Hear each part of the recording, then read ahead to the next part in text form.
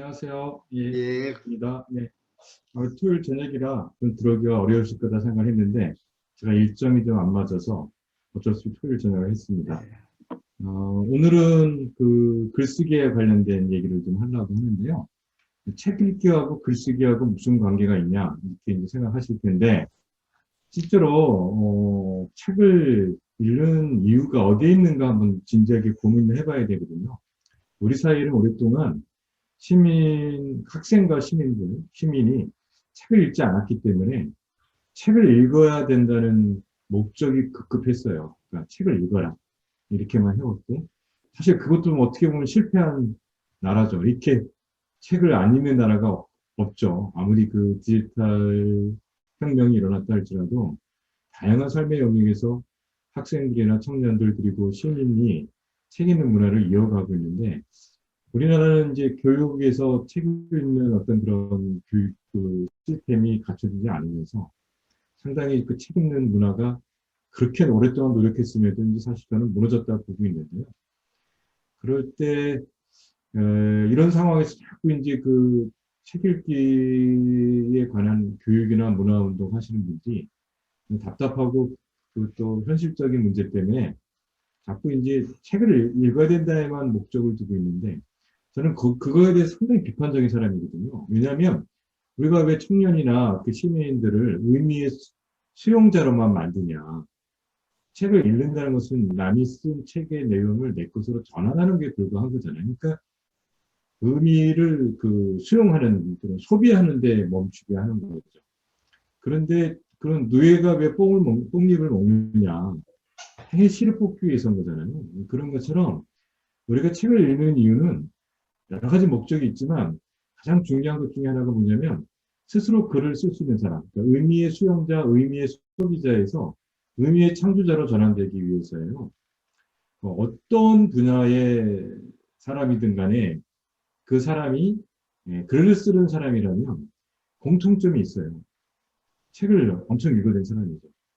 사실 이제 우리는 그 문인들만 자꾸 생각해서 당연하다고 생각하시는데 굉장히 우리가 그 좋아하는, 또 사랑하는 인문학, 자연과학 저자들 청소년기를 보시면 그 굉장히 입시에 시달리고 여러 가지로 상황이 안 좋은데도 불구하고 책을 열심히 읽은 사람이죠. 공통점이에요. 그런 측면에서 우리가 그 책을 읽는다는 문화가 그 남의 의미를 수용한다는 그런 의미에서 그치지 않고 그 목적 자체가 책 읽는 데 있지 않고 내가 글을 쓰는 사람이 돼야 된다는 게 제 기본적인 주장입니다. 그, 저기 뭐지, 세법도서관에 안수찬 씨가 있었지 않았나? 청소년 때 안수찬? 한겨레에 있던 안수찬 씨가 세법도서관 출신이죠. 예. 나중에 그 한겨레 기자하고 지금 세명대 대학원 교수예요. 제가 볼 때는 대구 작은 도서관 운동에 가장 큰 혜택을 받고 또 그 책 읽는 사람이 뭐 다른 분야에 좋은 분들도 많이 있는 거 아는데 국회의원도 되고 제가 알기로는 저한테는 뭐 그런 사람들이 중요하지 않고 예, 그 글쟁이가 나왔다. 예, 그 안수찬 씨가 아주 글 잘 쓰거든요. 그래서 실제로 그 한겨레 신문사가 운영하는 한겨레 문화센터가 있는데 거기가 그 저기 뭐냐 그러니까 기자 지망생들을 가르치는 교육에서 그 안수찬 씨가 굉장히 그 혁혁한 공을 썼습니다. 그래서 그 한겨레 문화교육센터인가 뭐 한겨레 교육센터인데 거기 출신들이 중앙일보, 조선일보 많이 갔어요. 아마 그런 캐리어도 인정받아서 세명대 대학원 교수가 되지 않았나 싶은데 바로 그거라는 거죠. 그러니까 그 책을 열심히 읽은 사람들이 글을 잘 쓰는 사람이 돼야 되고 글 잘 쓰는 사람들이 돼서 책을 읽으면서 느꼈던 우리 공동체의 부족한 점들을 자기 삶의 영역에서 글을 쓰고 또 대중들에게 영향을 끼치면서 우리 사회가 좀 더 바람직하고 더불어 살아갈 수 있는 사회를 만들기 위해서 노력하는 모습이 보여져야 된다는 거죠. 그러니까 책을 읽으려고 책을 읽어서는 안 된다. 내가 글을 쓰는 사람이 되려고 책을 읽어야 된다. 이렇게 좀 뚜렷한 목적 의식이 바뀌어야 된다고 생각합니다. 저는 그래서 기본적으로 이제 그 도서관에 가서 이제 그 일반 시민들 아직 그 책을 많이 읽지 않는 분들 대상으로 할 때도 되게 중요시 여기는 게 책이 목적이 아니라 이제 쓰는 게 목적이다 말씀드리고, 다행히 우리 사회가 그 뭐 제가 이렇게 떠들어오고 다녀서는 아니겠지만 굉장히 많은 영역에서 도서관이 쓰는데 굉장히 많이들 이렇게 노력을 기울이시죠. 보면 이제 그 할머니들이 그림책도 그리시고 또 이렇게 시도 쓰시고 이렇게 또 다양한 주제를 놓고 글을 쓰고 이렇게 됩니다. 저는 이제 그 도서관은 아니었고 제가 있는 지금 여기가 이제 집필실인데 이게 이제 고양시에 있는 그 한양문고라는 그 서점인데 그 서점이 이제 그 출판산업진흥원에서 그 문화사업을 하나 따갖고 와서 제가 어저께 잠깐 말씀드렸는데 무려 그거 5개월짜리의 강좌를 따온 거예요. 이게 쉽지가 않거든요. 그러니까 그런데 이제 그 한양문고가 그걸 2개를 따오면서 하나는 이미 예정이 돼 있었고, 예, 아트스웨이라고 이제 그쪽으로 하겠다 했고, 하나는 저한테 맡기면서 기획을 해봐라. 근데 이게 25주짜리인데, 5개월짜리인데, 한 주에 4시간을 강의하게 돼 있는 거예요. 그러니까 이제 쪼개서, 그러니까 그 2번, 이렇게 2시간씩 2번을 해도 되고, 한 번에 4시간을 해도 되고. 근데 이게 일반적인 그 인문 강의나 책 강의면 4시간을 강의하기 어렵죠.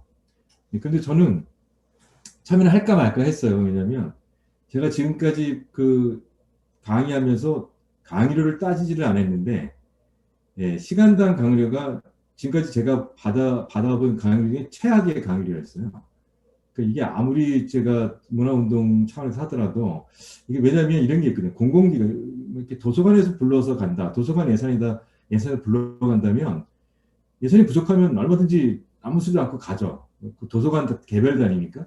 근데 공공 영역에서 지원해주는 사업인데 이게 시간당 강의료가 이렇게 열악한 거를 받아들인다면 내년에도 그러니까 내년에도 또 그렇게 하게 할 수도 있다는 얘기잖아요. 처음에 제가 좀 고민을 한 거예요. 이게 공공기관에서 지원해주는 사업인데 이렇게 최저 강의료를 받으면서까지 강의해야 되나? 이런 게 또 나중에 다른 분들이 강의할 때 이런 또 불이익을 또 감수하게 하는 게 아닌가 좀 고민을 했는데, 그래서 제가 하기로 한 게 뭐냐면 25주를 한 주에 하루에 4시간씩 강의하자. 근데 그건 글쓰기다. 이렇게 한 거예요. 4시간씩 25주, 100시간이에요, 100시간. 내가 100시간을 강의하고 나서도 과연 글을 못 쓰냐. 최소한 7, 80%몇 명이 남아날지는 모르지만 이게 너무 길어서 굉장히 궁금하기도 하고, 그래서 이제 속된 말로 어중이 떠중이 강의 들으면 이게 이제 25주를 못 가고 저도 이제 상처받으니까 일요일 날 10시부터 2시까지 하기로 한 거예요. 그러니까 이제 이 대단한 결심이 아니고서는 안 오시겠죠. 그러니까 이게 일요일 날 한다는 점, 그 다음에 25주나 한다는 점, 한 번에 4시간을 한다는 점, 예.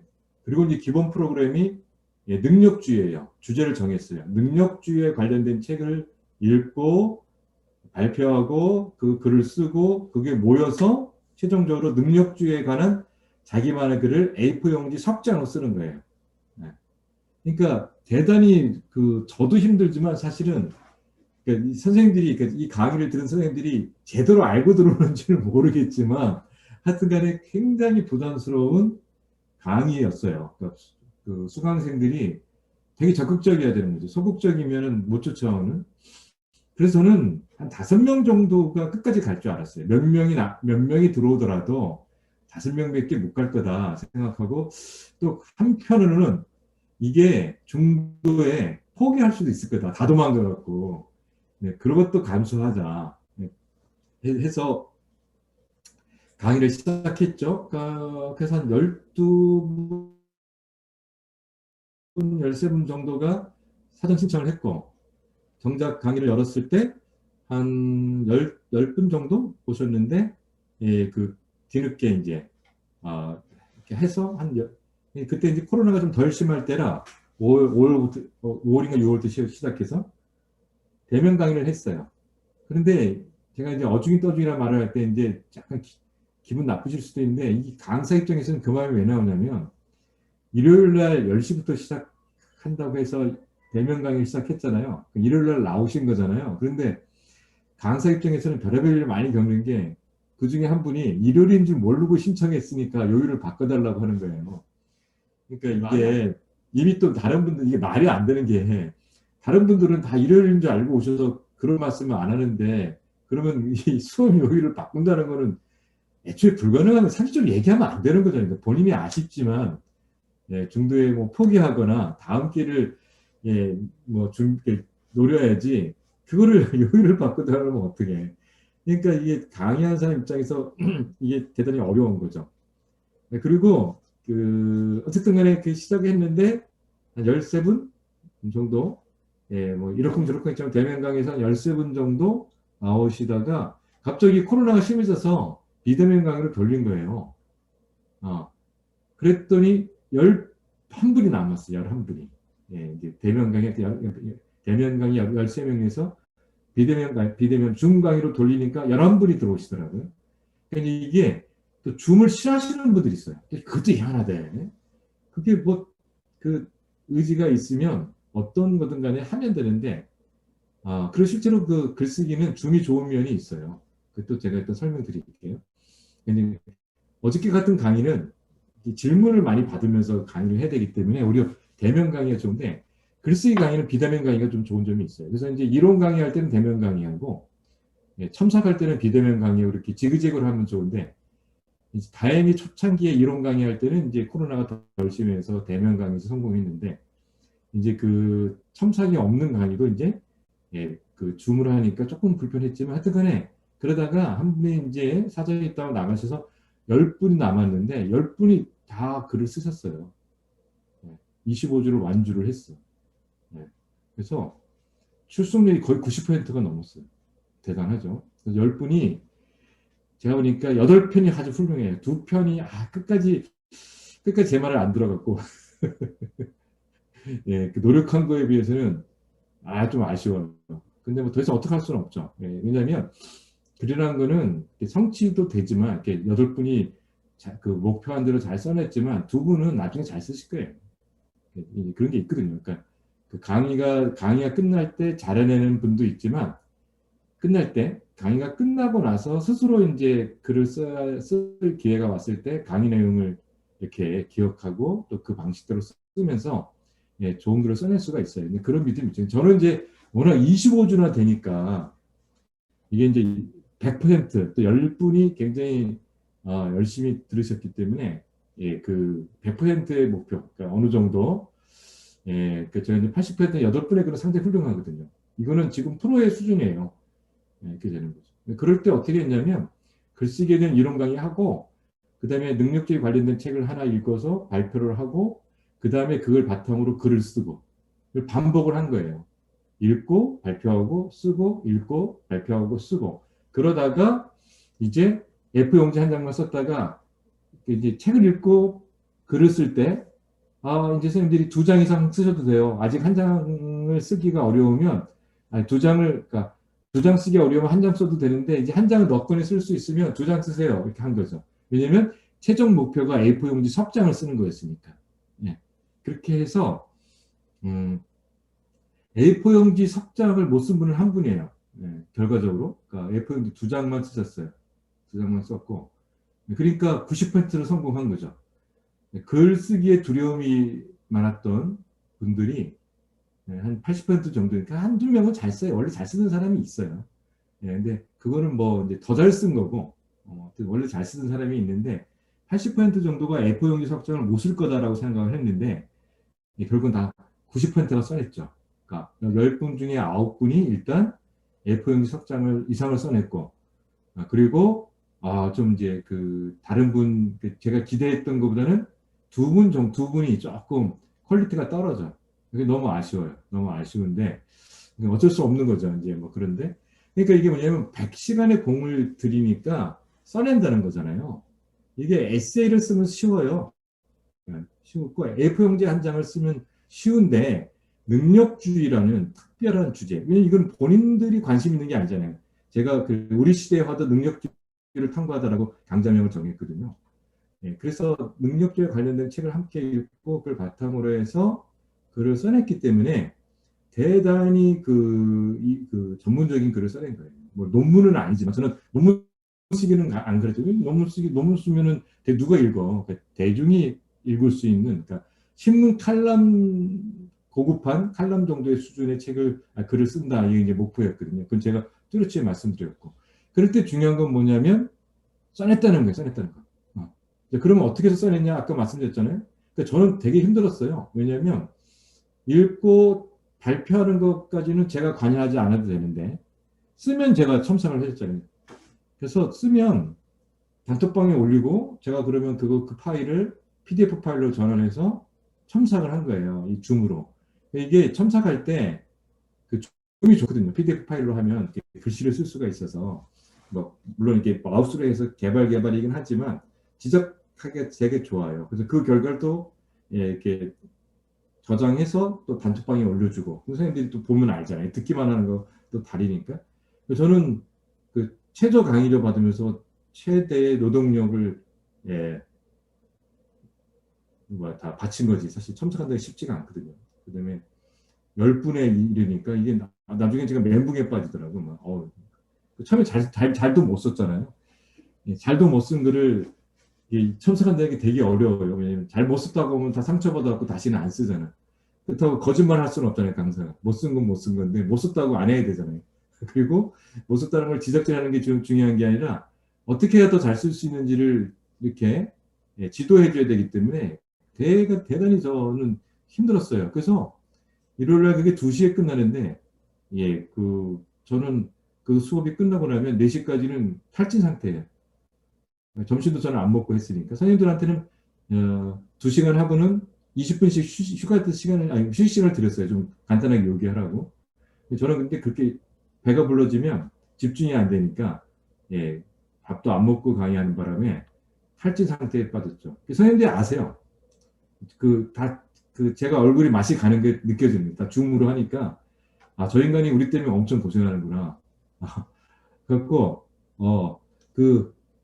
잠깐 제가 뭐 하나 보여드릴게요.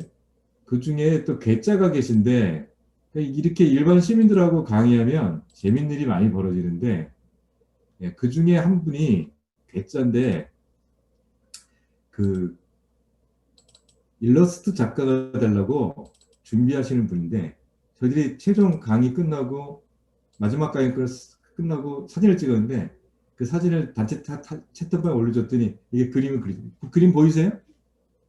이게 그림도 그려주는 거예요. 이렇게. 그래서 되게 흐뭇했어요. 되게. 그래갖고 이제 이거를 저희가 쓴 결과를 책자로 내요. 책자로.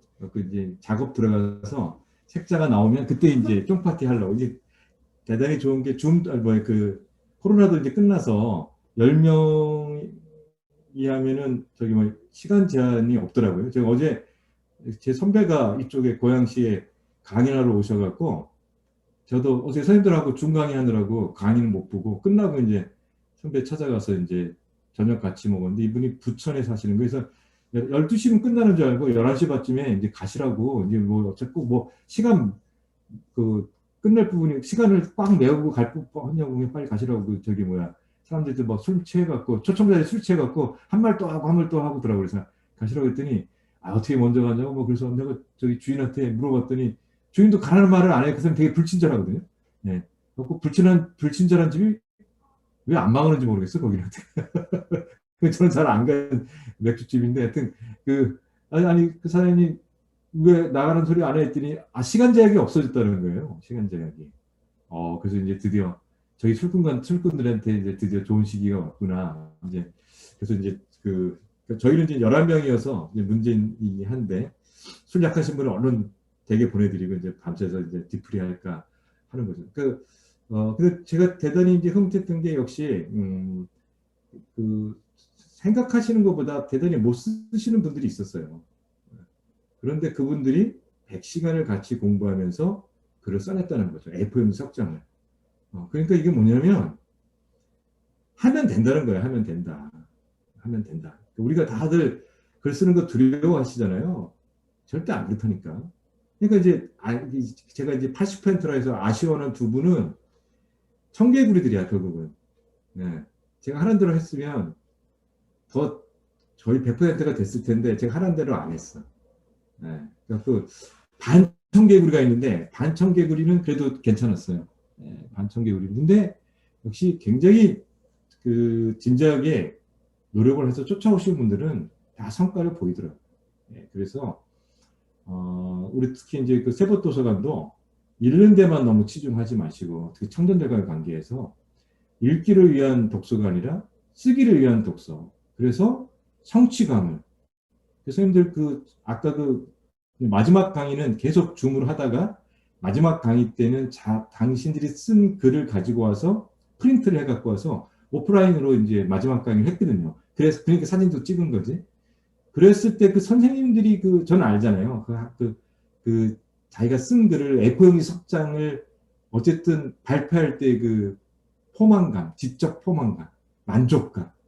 아, 이거는 뭐, 예, 뭐 정말 대단한 거예요. 역시 사람은 창조, 예, 수용보다는 창조하는 게, 예, 뭐 자기 얘기를 쓰는 게 훨씬 더 즐겁고 행복해 하는구나. 이런 거죠. 그 중에 한 분이 어저께 제가 말씀드린 분, 30대 초반의 여성분이신데, 그 글에 이제 좋은 대학 가고 좋은 직장 잡으려고 책도 안 읽었는데, 어느 순간 내가 자기 생각을 말이나 글로 표현하지 못하는 바보가 돼 있더라. 해서 처음에 오프라인 할 때는 이 양반이 늘 모자를 쓰고 왔어요. 모자를 쓰고 와서 줌 강의할 때 모자를 벗어갖고 나는 다른 분인 줄 알았어. 예. 그 알고 봤더니 뭐냐면 애가 둘이야. 결혼을 좀 빨리 하셨는지 애가 둘이어서 이게 제대로 이게 머리를 못 감고 그냥 얼굴에 물만 칠하고 나왔으니까 늘 모자를 쓰신 건데 이 줌으로 하니까 애들이 자꾸 방으로 치고 들어오는 거예요. 애들이.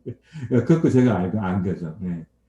그런데 그분이 무진장 노력했어요. 그 와중에 그 직장 다니지, 애들 키우지 이런 와중에도 정말 성실하게 제가 하는 대로 해갖고 제가 나중에 뭐라고 했냐면 선생님은 이제 이런 글쓰기 능력이면 이렇게 이제 인문적인 글만이 아니라 직장에서 요구하는 그런 보고서라든지 뭐 제안서 충분히 쓰실 수 있다. 자신감을 가져라. 굉장히 이제 두려워하고 이렇게 불안해했는데 뭐 제가 보니까 이분은 우리의 능력주의라는 굉장히 우리 사회 중요한 그 문제를 사회과학적이고 인문학적으로 글을 쓰는 훈련을 했는데 이분은 이제 제가 볼 때는 어떤 글이든 다 잘 수 있는 사람이 된 거예요. 제가 너무 행복한 거죠. 제가 너무 행복하고. 청년 또 하나 있어서 청년. 이 녀석은 굉장히 또 이렇게 책을 많이 읽은 녀석이라 제가 글을 잘 쓰는 줄 알았어. 네, 잘 써요. 굉장히 제일 잘 써요. 근데 이제 거품이 좀 껴있죠. 네.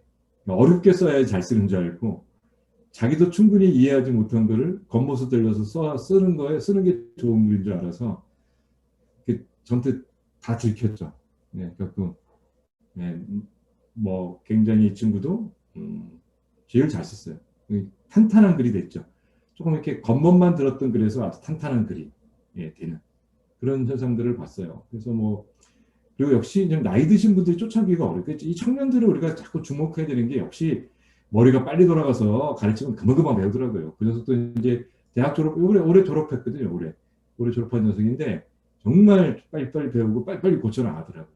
근데 이제 나이 드신 분, 그러니까 아까 이제 끝내 이제 제가 성에 차지하는 20분 중에 한 분이 나이 드신 분이었는데 저보다 4년이나 선배 되는 분이니까 혹시 좀 안 되는 부분이 있더라고요. 또 그게 좀 더디게 쫓아오는. 근데 그 연배이신 분은 마침내 이뤄냈어요. 아, 그 대단하다 또. 예.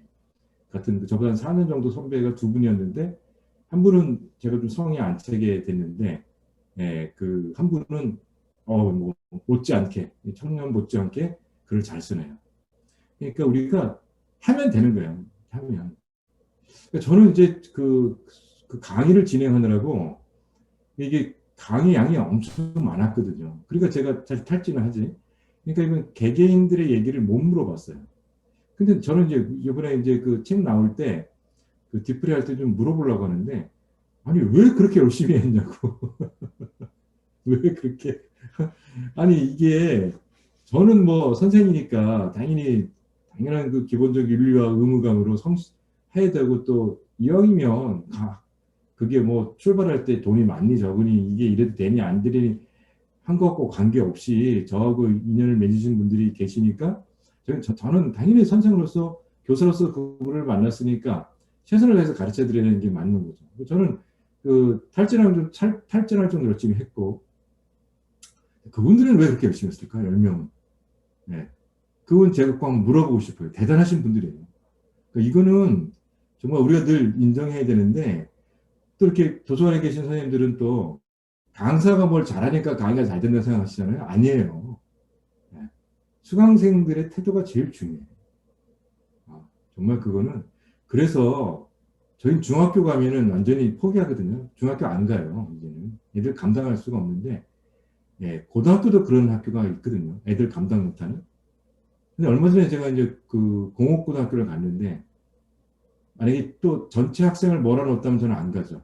그런데 학교 도서관에서 활동하는 애들을 모으겠다는 거예요. 그래서 갔어요. 그래도 이제 두려운 마음이 있죠. 이게 이제 안 된다 그러는데 될까 했는데 굉장히 생각보다 잘 된 거예요, 강의가. 왜 그러냐? 학생보다는 선생님들이 더 난리야. 선생님들이 뭐 정말 적극적으로 애들이 열심히 듣게 하려고 조는 애 깨워주고 그 딴소리나 딴짓하는 애들 챙겨주고 뭐 그러니까 이때 들어. 그리고 1시부터 했으니까 얼마나 졸릴 때예요.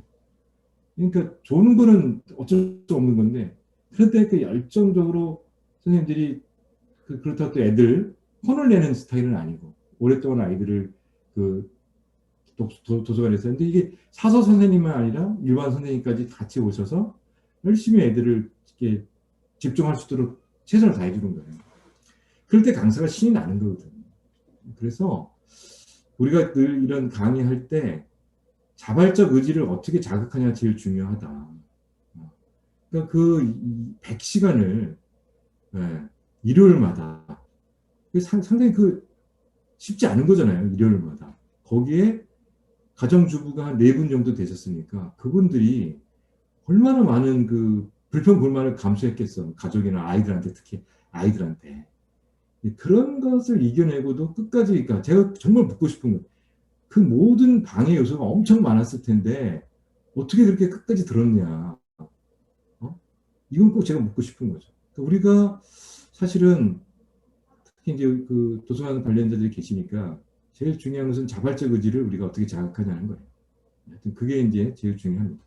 얘기 좀 길어졌는데, 그러니까 제가 이제 말씀드린 게 나의 연배도 높은 분들이 이렇게 목적의식을 가지고 노력을 하면 상당한 성과를 보이는데, 우리 청년들에게 왜 청년들한테 한다면 왜 이게 불가능하겠냐는 거죠. 제가 그 만났던 올해 졸업한 청년이 굉장히 빠른 속도로 그 글쓰기가 좋아졌듯이 저는 오히려 세법도서관에서 경북 청년들과 이 도서관 프로그램을 할 때 읽는 게 목적이 아니라 쓰는 게 목적인 독서로 프로그램을 좀 진행하셨으면 좋겠다. 그래서 그게 뭔지 모르지만 나의 삶, 나의 생각, 나의 지식, 내가 바라는 바, 내가 비판하고 싶은 것 이런 것들을 감정에 치우쳐서 함부로 말하는 청년이 아니라 상대방에게 정확하게 전달하고 상대방을 설득하려고 하는 훌륭한 글을 쓰는 사람으로 전환시키고 글을 쓰는 과정에서 훈련을 해보니 저처럼 책을 읽고 얘기해보고 발표하고 글을 쓰고 그런 것들이 합쳐져서 결국 내가 생각하지 못했던 능력을 이렇게 얻는다는 것을 경험해보면 아, 글을 쓰는 사람이 되려면 책을 읽어야 된다. 그걸 알게 될 거 아니에요. 그렇죠? 그러면 우리는 진정한 의미의 독서운동이 된 거잖아요.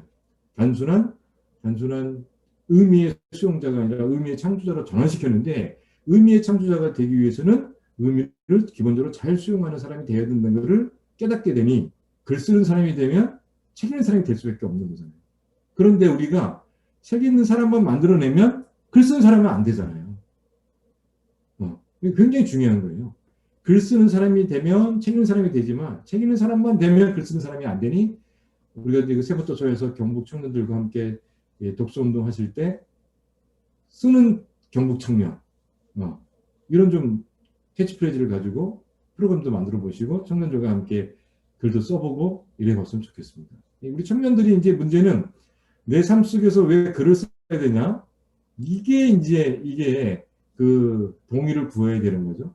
그러니까 이제 뭐 그런 것들에 대한 사전 오리엔테이션 할 때 읽기가 나한테 무엇을 주냐. 어저께도 그런 질문이 나온 거잖아요. 저는 독서법에서 이제 그 답변을 다시 책으로라는 책을 읽어봐라라고 했지만 그 다음에 또 우리 청년들한테 우리 삶 속에서 글을 쓰는 게 중요한가? 이게 이제 오리엔테이션이 돼야 할 필요는 있겠죠. 예.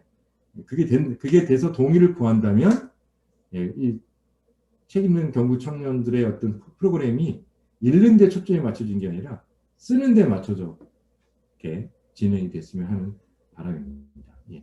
자, 그래서 이제 이제 어떻게 쓸 것이냐 이 부분도 중요하니까 제가 그 부분에 대해서 조금 강의를 해보겠습니다. 예. 제가 하는 이 글쓰기는 이제 이렇게 아예 그 제목이 있습니다. 이 전략적입니다. 전략적. 예. 이게 되게 중요한 얘기입니다. 이게 참 PDF 파일이거든요. PDF 파일이 좋은 게 바로 이겁니다. 이렇게 밑줄을 긋고 막 글씨를 쓰면 좀 흉하게 나오긴 하지만 이렇게 해서 첨삭하기가 좋더라고요. 예. 자, 이게 뭐냐면 우리 조현철 선생 뭐 특히 잘 들으시면 도움이 될 겁니다. 이 전략적 글쓰기는 단락 중심이에요. 단락. 이 단락이 이제 문단이라고 하죠. 문단이라고 합니다. 영어로 패러그래프 이렇게 됩니다. 그러니까 이제 중요합니다. 이 전략적 글쓰기라는 건 뭐냐면 단락 중심으로 생각한다 이거예요. 왜냐? 한 편의 글이라는 것은 가장 밑단위가 뭐냐? 밑단위가 글이에요. 낱말이에요, 낱말. 그쵸? 낱말입니다. 낱말이 모이면 문장이 돼요. 그쵸? 문장이 모이면 뭐가 되면 단락이 돼요. 네, 단락이 모이면 한 편의 글이 되는 거예요.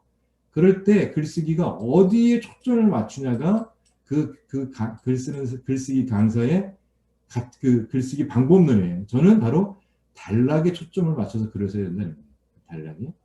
단락이 무슨 말이냐? 이건 좀 보이기 어려우니까 왜 단락 중심의 글쓰기를 강조하냐면 우리나라 사람들은 글쓰기라고 하면 레토릭 여기에 대해서 굉장히 열등감이 많아요. 이게 뭐냐면 문학적 글쓰기라고 생각하기 때문에 그래요. 문학적 글쓰기. 상당히 이 부분이 많습니다. 제가 지금 말씀드린 건 전략적 논증적 글쓰기고요. 그리고 보고서나 이런 것은 실용적 글쓰기예요. 실용 글쓰기. 이렇게 세 가지로 나눠져요. 그런데 우리나라 사람들은 글쓰기는 다 문학적 글쓰기를 알아. 시, 소설, 뭐 에세이 이런 것들이 특히 에세이들도 포함도 안 시켜. 그러면서 글쓰기라고 하면 시와 소설이라고 생각하고 그럴 때 필요한 것은 수사학이다. 레토릭이다. 이런 생각합니다. 직유나 은유법으로 글을 써야 한다. 이렇게 됩니다. 예. 이게 이제 왜 문제냐면 일반인이 문학적 글쓰기가 글쓰기의 전체를 생각해서 이런 직유와 은유가 중심이 된 글쓰기를 하겠다고 하면 그냥 100점 100패예요. 안 되는 거예요. 이거는 타고난 것도 있어야 되고요.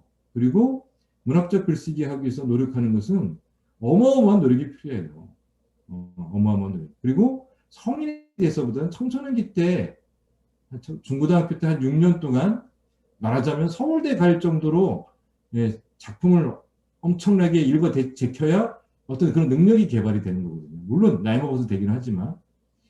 그러니까 글쓰기는 이렇게 세 가지 글쓰기가 있는데 우리나라 사람들은 자꾸 문학적 글쓰기에만 초점을 그래서 이게 문학적 글쓰기가 뭐냐 글짓기라고 사는 거죠. 글짓기. 그렇죠? 글짓기라고 생각하는 거죠. 이게 문제라는 거예요. 이게 문제라는 거예요. 이거 부셔버려야 돼요. 그러니까 뭐냐면 물론 당연히 내가 시나 소설을 쓰고 싶다. 그럼 문학적 글쓰기를 배워야지. 그건 따로 배워야 되는 거예요. 그렇죠? 시나 소설을 배워야 되는데 내가 일상적으로 쓰는 글은 논증적 글쓰기와 실용적 글쓰기예요. 이거는 글 짓기가 아니라 글 쓰기야, 쓰기. 어렵지 않단 말이에요. 근데 실용적 글쓰기는 뭐냐? 아까 말한 것처럼 보고서나 이런 거 쓸 때 하는 거고 논증적 글쓰기는 모든 산문이야. 일반적 산문에 다 적용이 돼요. 그런데 보고서 산문으로 논증적 글쓰기와 실용적 글쓰기가 나눠지기도 하지만 또 중요한 차이가 있는데 실용적 글쓰기는 두 갈씩이에요. 두 갈씩. 핵심이 앞에 있는 거. 핵심 주장이 앞에 있는 거. 논리적 글쓰기는 뭐냐? 같은 산문이지만 이거는 미걸식이야. 핵심 주제가 맨 마지막 단락에 있는 이 차이가 있단 말이에요.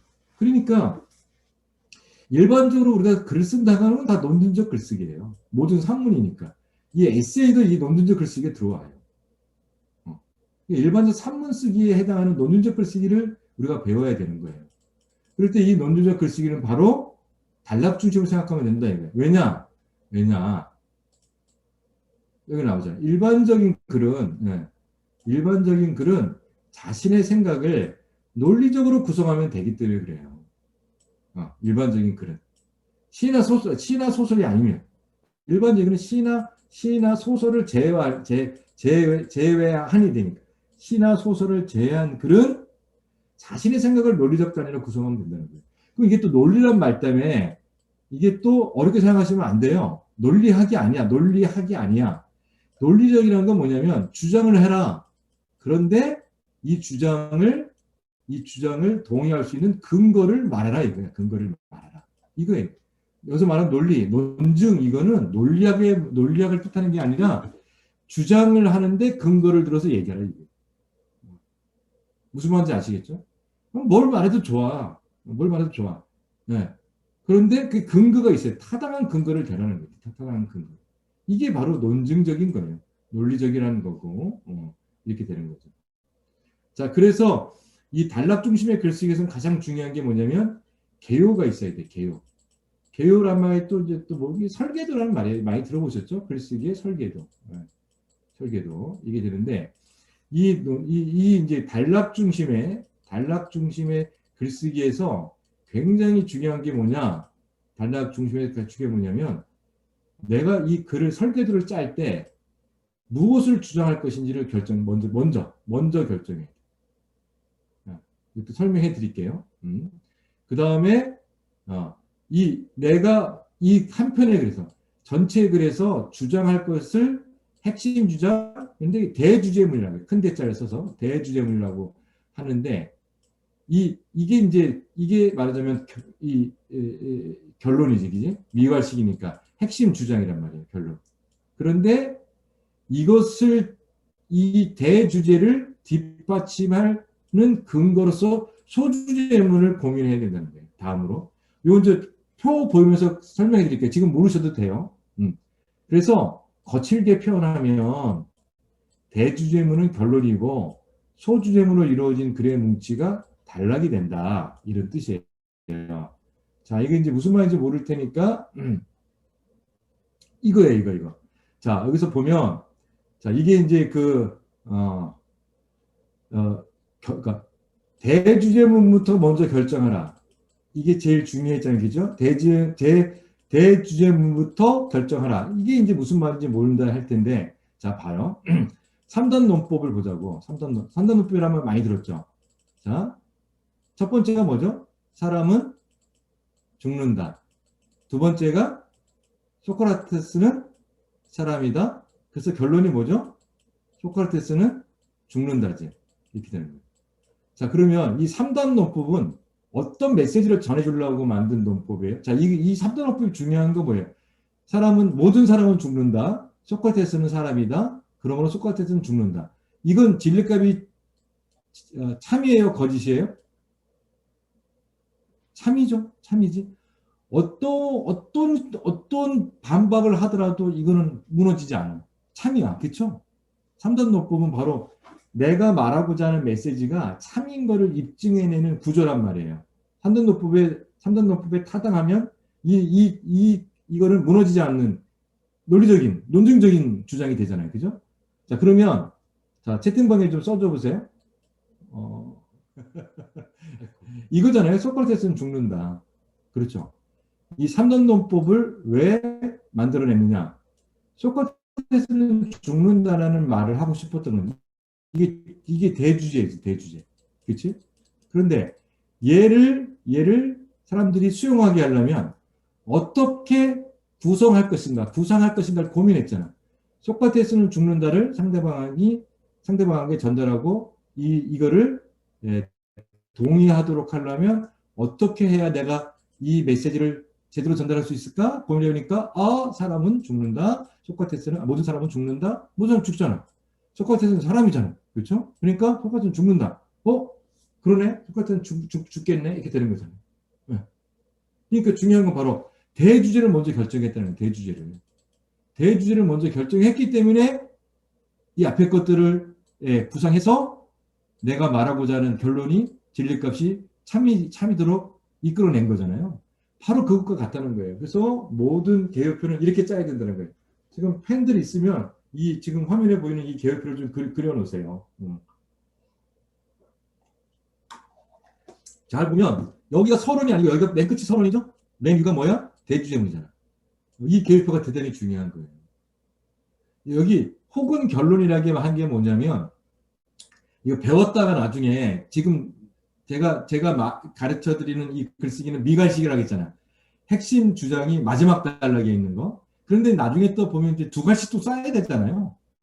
두 갈씩이어도 이거를 이제 얼마나 쓸 수 있으니까. 그래서 여기를 이제 마지막 단락 이렇게 하고 그래서 대주제문이라고 하는 게 제일 좋다는 거죠. 대주제문. 미괄식에서는 결론이에요. 미괄식에서는 결론, 일반적으로 대주제문을 먼저 우리가 결정을 해야 되는 거예요. 대주제문을 결정을 해. 그럼 이게 주장이 되잖아요. 이게 주장, 그죠? 주장이 되잖아. 핵심 주장, 대주제문이니까. 그럴 때 단락중초 생각한다는 건 뭐냐면 이거의 근거가 소주제가 된단 말이에요. 주장과 근거. 그러니까 논증적 글쓰기라는 건 뭐냐? 주장과 근거로 이루어진 거잖아. 주장을 해라. 그러나 그것을 뒷받침하는 근거를 충실히 해라. 이것만 이루어지면 좋은 글이다. 이거를 말하는 게 논증적 글쓰기인데 이 개요표를 보시면 알지만 얘가 주장이잖아. 대주제가. 그러면 단락의 본문 첫 번째 단락의 소주제가 바로 이 대주제의 근거가 되잖아. 그렇죠? 본론 두 번째 단락의 소주제가 두 번째 대주제의 근거가 되잖아.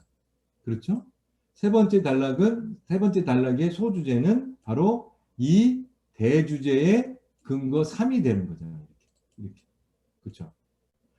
그럼 개표자들에게 중요한 게 뭐냐면 이것만 보면 알잖아요.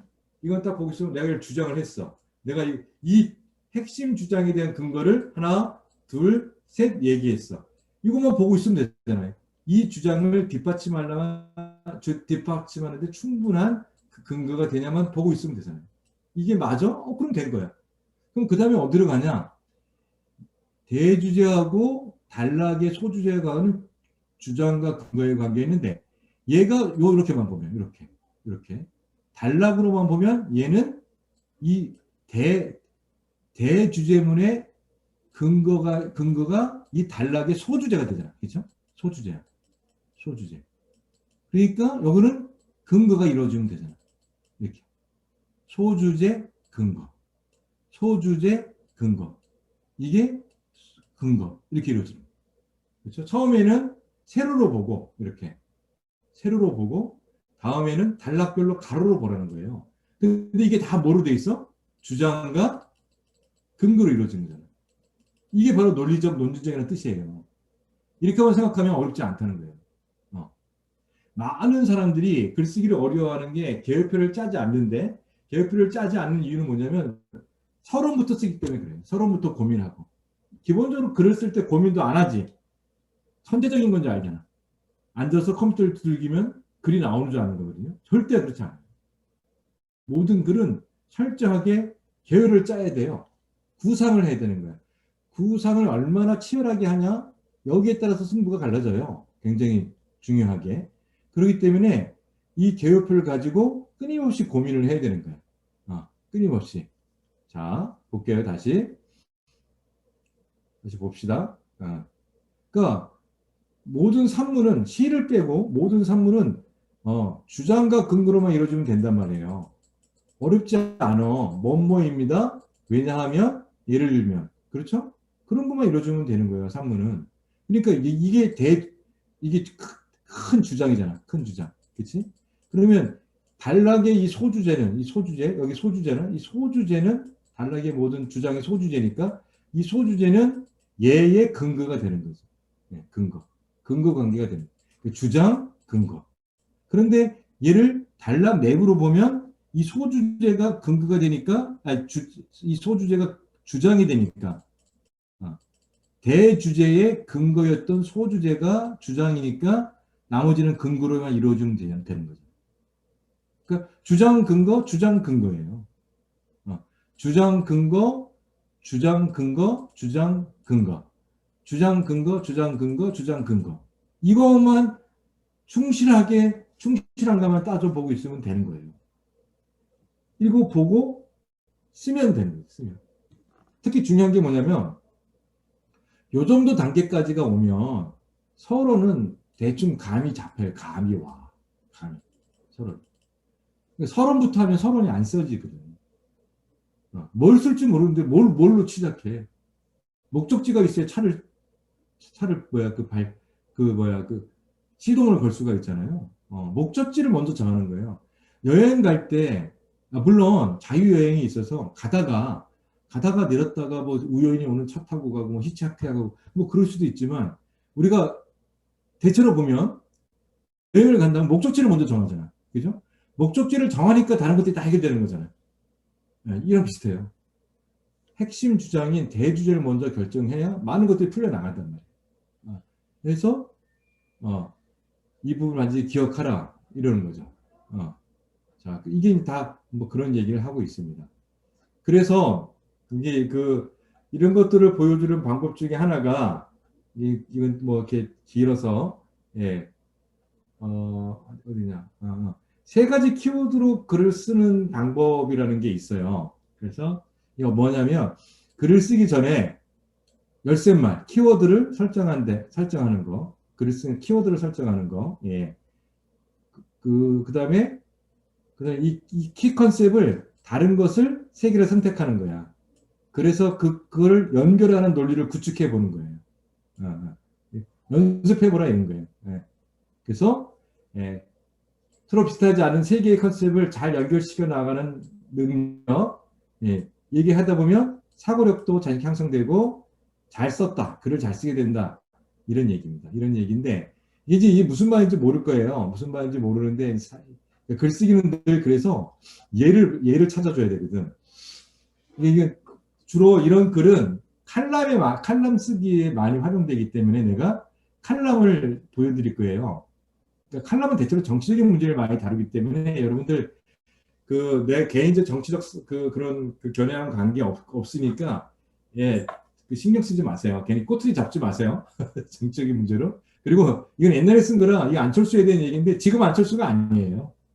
읽어보면 알겠죠. 옛날 안철수에서 자 이거 봐요.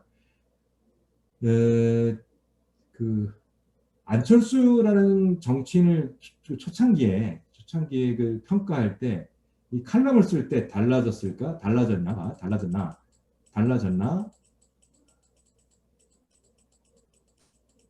그다음에 보면 예, 쭉 가면 여기 나오죠.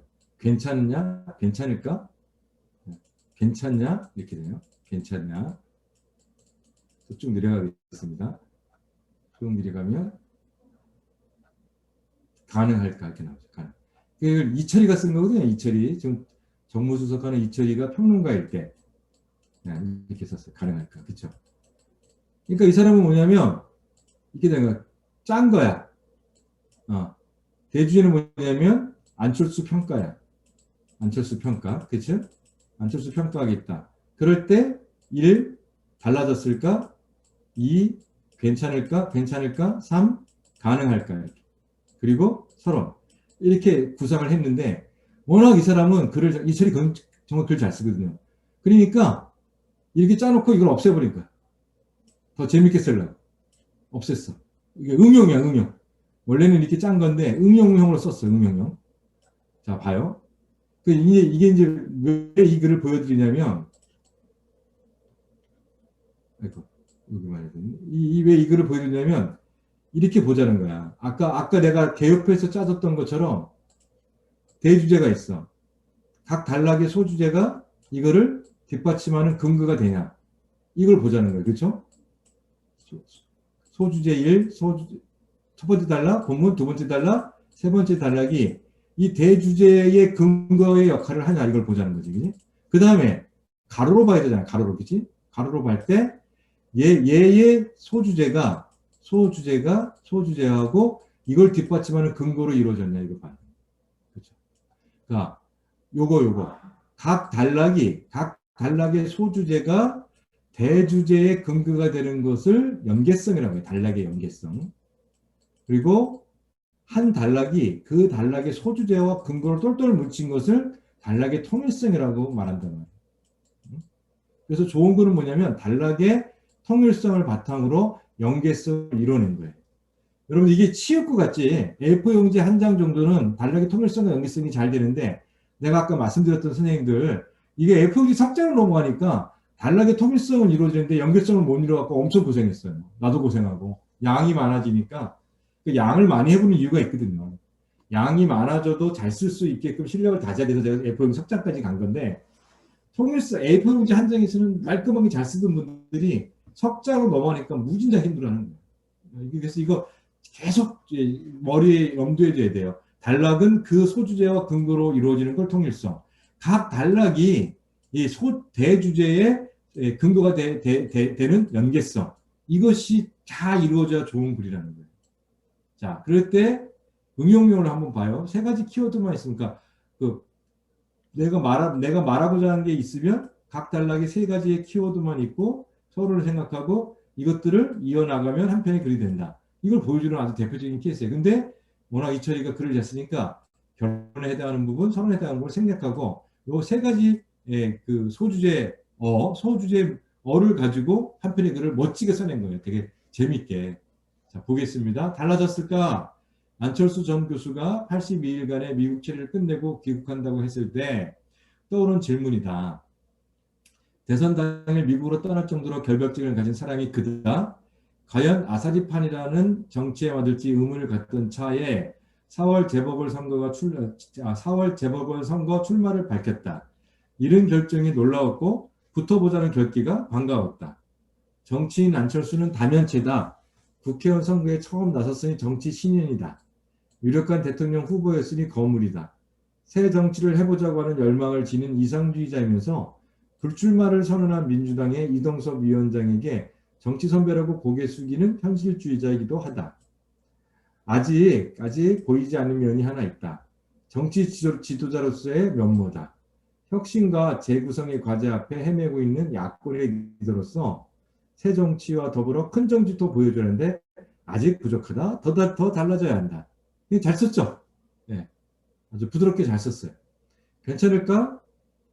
안철수 전 교수의 재보궐선거 출마가 국회의원이 되고자 하는 꿈 때문은 아니라 더 뒤일 수도 있겠지만 일단은 2017년 대선 승리를 위한 대장정의 일환으로 이해된다. 시작의 타이밍은 좋았다. 새 시대를 표방한 박근혜 대통령이 죽을 쓰고 야권의 변화도 지지부진한 상황이다. 그런데 객관적 변수 때문에 기회가 주어졌을 뿐 그가 전면에 나서서 만들어낸 기회는 아니다. 갈 길이 멀고 험하다. 흔히 비전을 말하고 정책을 거론한다. 대통령이 되고자 한다면 갖춰야 할 첫 번째 덕목들이다. 그런데 아무리 비전이 좋아도 아무리 정책이 근사해도 그걸 감당할 사람이 그에 못 미치면 다 허사다. 결국 사람이 문제라는 뜻이다. 사람을 평가할 때에는 그가 지닌 매력도 중요하지만 관건은 리더십이다. 리더십은 막스 베버가 말하는 책임 윤리의 차원이다. 스스로 옳다고 하는 신념을 고수하는 게 아니라 차이와 갈등 속에서 필요하면 거래를 통해서라도 마침내 다수를 형성하고 마침내 결과를 만들어 내는 게 리더십이라는 얘기다. 이번 선거에서 안철수 전 교수가 보여줘야 할 건 승리만이 아니다. 역할이 더 중요하다. 자신의 등장 그 자체가 아니라 던지는 메시지, 만나는 사람, 제시하는 그림을 통해 정치를 바꾸고 야권이 달라지게끔 만들어야 한다. 자신이 빛나는 존재로 그칠 게 아니라 욕을 먹고 비판을 듣더라도 필요한 일이라면 주저없이 감당하는 담대한 용기를 보여줘야 한다. 인기인에서 정치인으로 어린 왕자에서 두루버루 바뀌는 촉화의 과정을 성공적으로 거쳐야 안철수는 괜찮은 선택으로 자리 잡을 것이다. 괜히 설득력이 있죠. 부족해. 그런데 부족하다고 비판하고 있지만 이 비판 속에서 이런 걸 갖추면 상당히 좋은 정치인이 될 거다라고 또 조언도 해주는 이중적인 언어, 그러니까 이중성을 띄고 있는 아주 좋은 글이에요. 쉽지 않은 글이거든요. 이렇게 쓰기가. 가능할까? 명심보감에 이런 말이 나온다. 재주 많은 사람은 못난 사람이 종이 된다. 알고도 속고 모르고도 속는 것이 리더다. 싫어도 해야 하고 두려워도 해야 하는 것이 리더다. 그래야 머리 좋고 아이디어가 넘치는 사람들이 그의 곁에서 함께 도전하고 그를 지켜줄 것이다. 안드루 카네기의 묘비명이 이렇게 적혀 있다. 자신보다 나은 사람의 도움을 받을 줄 알았던 사람 여기 잠들다. 안철수는 뭘 하기 전에 꼼꼼하게 따지고 잘할 수 있을까 고민한다. 그런데 이런 반듯함과 똑똑함이 자신을 가두는 벽이 될 수도 있다. 지도자라면 못난 사람, 바보가 되어야 한다. 국회의원이 되기보다 잘하기가 더 어렵다. 안철수 못지않게 잘나고 똑똑한 사람들이 숱하게 국회에 들어갔지만 그저 그런 정신으로 끝나거나 그치고 있다. 따라서 안철수 역시 300명 중 하나라는 수위 한계를 뛰어넘고 거대 양당의 압박을 이겨내고 새정치의 명분이 자아내는 운신의 제약을 극복하는 게 쉬운 일은 아니다. 그러나 이 과정을 이겨내지 않고서는 그 어떤 성공이나 미래도 없다. 건투를 린다. 재밌죠? 네. 가능성에 약간 의심하지만 열심히 하면 가능할 거야. 이렇게 얘기는. 딱 이렇게 보면 단락에 통일돼 있죠. 괜찮을까는 괜찮을까에 대한 얘기로만 뭉쳐져 있잖아요. 근거로. 주장을 딱 앞에 내오고 다 모든 게 결국은 괜찮을까에 대해 다 몰아가 있잖아요. 가능할까? 딱 주장을 내세웠으면 그걸 다 몰아가고 있잖아요. 근데 이 세 가지가 딱 결론은 구체적으로 내지 않았지만 안철수에 대한 평가라는 그쵸? 대주제에 딱 일관되게 딱 몰려 있잖아요. 그래서 좋은 거는 촘촘하다는 거예요. 그러니까 단락에 통일되어 있고 그것이 잘 연계되어 있으면 그런 되게 촘촘해. 어렵다는 뜻이 아니었어요. 절대 어렵다는 뜻이 아니에요. 촘촘해서 읽을 때 긴장감을 준단 말이에요. 그게 뭐냐? 그래서 글을 집중하게 하는 거예요. 재밌어. 오히려. 재밌고 관심 있고 뭔가 읽어보고 싶어 하게 하는 그런 게 나타나는 거예요. 그런 게. 자, 이렇게 이제 써 나가면 된다. 이제 이런 얘기인 거죠. 그래서 이제 되고 그다음에 이제 어저께 이제 그 토론 얘기 나왔잖아요. 혼자서 읽지 않고 우리가 모둠을 이뤄서 읽게 되면 결국은 책을 읽고 함께 이야기를 나누는데 그때 토론이라는 게 뭐 너무 어렵게 생각하지 말고 그냥 저기 뭐냐 이야기 나눈다 이렇게 생각해도 돼요. 그러니까 수다 떤다 이렇게 생각해도 되는 부분이거든요. 자, 그런데 그런 토론을 하고 나면 이런 글을 써보면 되게 좋아요. 그런데 이게 몇 가지의 그 일타쌍피인데 토론을 한 거를 가지고 글을 써보는 것도 있고 이게 뭐냐면 바로 개요잖아요. 그치? 개요를 짜는 거잖아. 뭐뭐이다. 왜냐하면 예를 들면 물론 그럼에도 그러므로. 그래서 나는 여기에다가 글만 쓰면 되는 거야. 내 생각만 넣어주면 돼. 그러니까 개요가 있으면 글을 쓸 수 있다. 그러니까 이걸 훈련을 해서 이건 남이 짠 개요잖아요. 남이 짠 개요인데 이게 내가 개요를 짜면 글을 쓸 수 있구나라고 우리가 믿음이 생길 거 아니에요. 그치? 아까 내가 설계도를 짜랐잖아. 계획표를 짜라고 했는데 처음엔 그게 무슨 말인지 모르잖아. 그런데 이거를 해보면 개요가 있으면 잘 쓸 수 있구나. 이걸 느낄 수 있는 거잖아요. 그렇죠? 자, 그 다음에 왜 이게 토론하고 존재하면 봐봐요. 그 전에 이게 이제 논증적 글쓰기에 해당한다는 걸 딱 알 수 있잖아. 뭐냐? 이다. 주장이죠? 그치? 주장. 그 다음에 왜냐하면 이건 추상적인 거. 그런데 이게 추상적에서 알기 어려우면 예를 들면 해서 구체적으로 설명해 주는 거잖아요. 이게 다 뭐야? 근거지. 주장과 근거로 이루어져. 주장과 근거. 모든 글은 어려워하지 마시라는 거예요. 주장과 근거로 이루어지는 거예요. 내가 평소에 말할 때 우리 그러잖아요. 야, 이거 좋아. 왜? 그냥 이런 글쓰기 안 늘어나는 거야. 왜 좋으냐면 이라고 얘기할 줄 알아야 됩니다. 자, 우리가 왜 책을 읽어야 돼? 야, 이런 문제에 대해서 난 분노해. 왜? 그냥 분노해. 이러면 안 되잖아. 내가 분노하는 이유가 어디 있어? 책을 읽어야 그 근거를 낼 수가 있는 거잖아요. 근거 싸움이야, 근거 싸움. 글쓰기는 근거 싸움이에요. 굉장히 중요한 부분입니다. 자, 그래서 뭐뭐이다라고 얘기하란 말이에요. 그런데 이거 얘기했잖아. 근데 구체적인 예를 들어서 왜냐하면 아니 추상적인 얘기. 근데 이게 사람들이 못 알아들으면 예를 들면 이렇게 하지. 그래서 종종 글을 보면 예를 들면만 나오는 경우가 많아요. 아예 처음부터 구체적인 예를 들어주는 거죠. 왜냐하면을 빼고. 그래서 이론적으로는 뭐뭐이다. 왜냐하면 예를 들면 이렇게 나가는 건데 실질적으로는 왜냐하면이 빠지는 경우도 많죠. 자, 이게 이제 왜 토론과 관련이 있냐? 내가 A라는 견해를 주장하게 되면 내가 A라는 견해를 주장하고 그것에 근거를 대야 될 거 아니야. 그렇죠? 그게 토론에서 우리가 책 읽고 하는 얘기에서 충분히 얘기됐을 거 아니야. 그걸 정리해서 그래 적어보란 말이야. 내가 A라는 견해를 동의하는 나는 A라는 견해를 동의한단 말이야. 근데 그 근거가 뭔가를 밝혀주라는 거지. 토론에서 충분히 얘기했을 거 아니야, 그지? 얘기. 물론은 뭐냐면 A 대 B라면 내가 A라는 견해가 있고 B라는 견해가 있었는데 내가 A라는 견해를 택했어. 근데 이거 대화를 하다 보니까 B의 견해주에도 일리 있는 얘기가 있네. 일리 있다. 무슨 말인지 알죠? 일리 있다. 일리 있네. 내가 조심해야 돼요. 내가 A인데 B를 전면적으로 동의해서 A라는 주장을 폐기하는 게 아니야. 그럼 여기 쓸 수가 없잖아, 이게. 나는 여전히 A라는 주장을 동의하고 있어. 그런데 토론을 하다 보니까 나랑 다른 견해인 B에도 무시할 수 없는 중요한 일리가 있다, 일리. 일리가 있는 걸 받아주는 거예요, 여기에. 그게 왜냐? 대화와 토론의 궁극적인 목적이거든.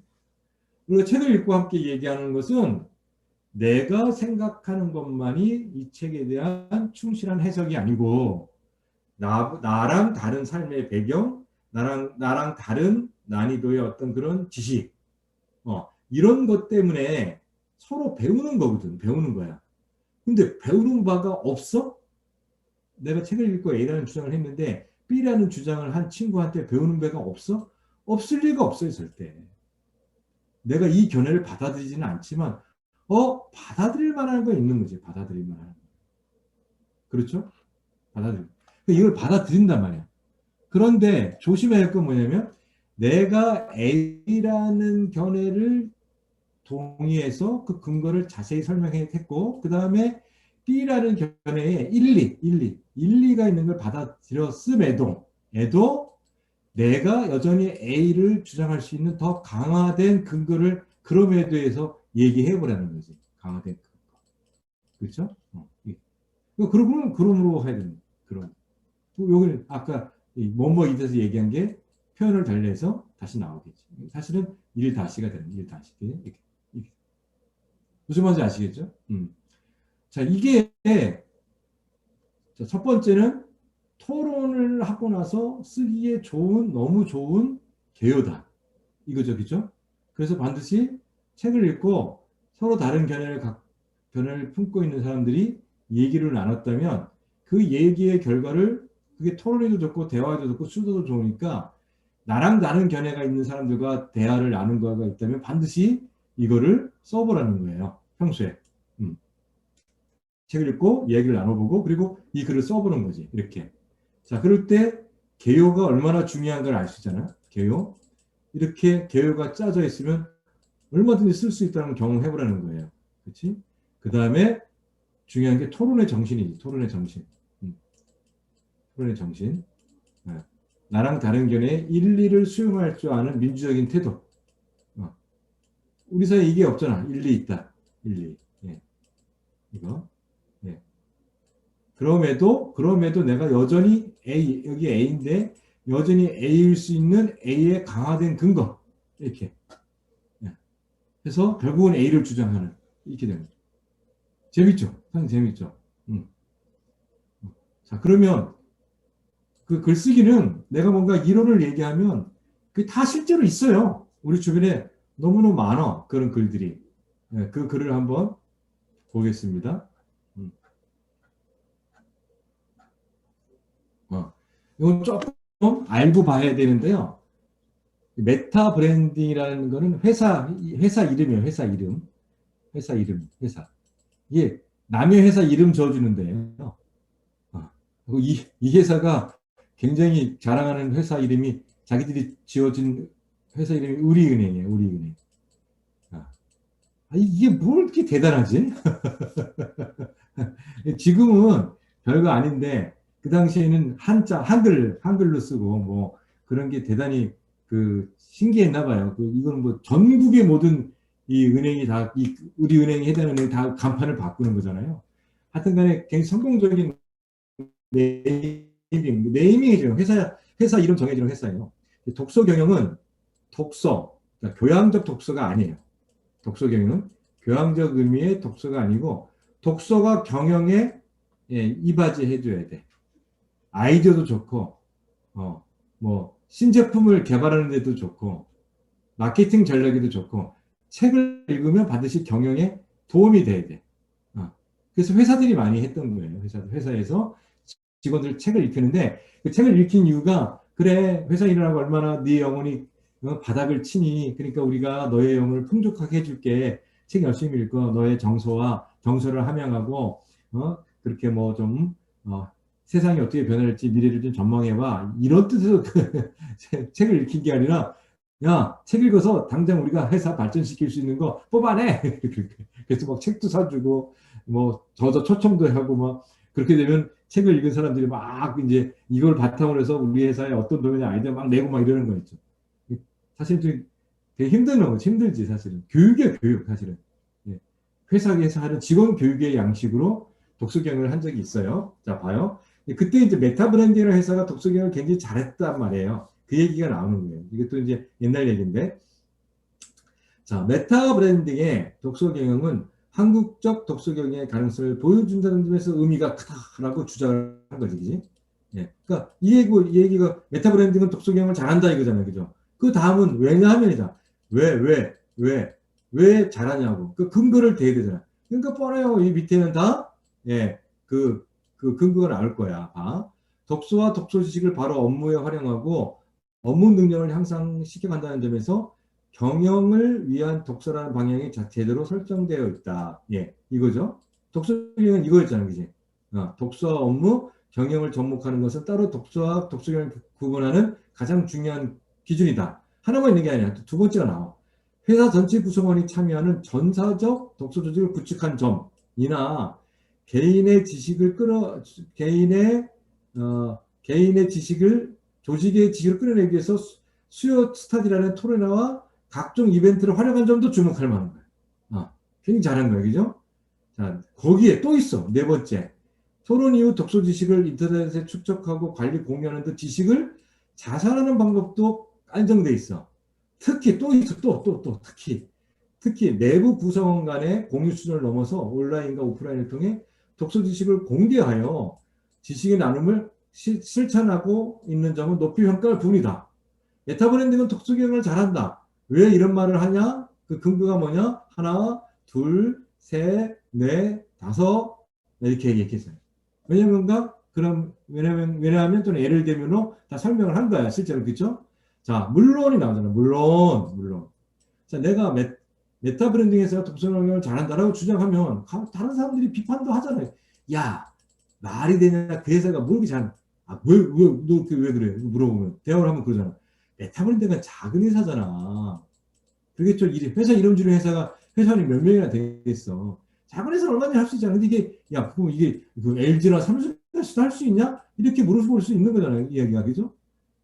그러니까, 메타 브랜딩이 나는 잘한다고 5가지 이유를 들었지만, 어떤 다른 관점에서 보면 분명히 비판할 게 있을 거란 말이에요. 메타 브랜딩 다 잘하는 건 아니야. 못하는 것도 있어. 저거 문제도 있어. 라고 말하는 거를 받아들이는 거예요.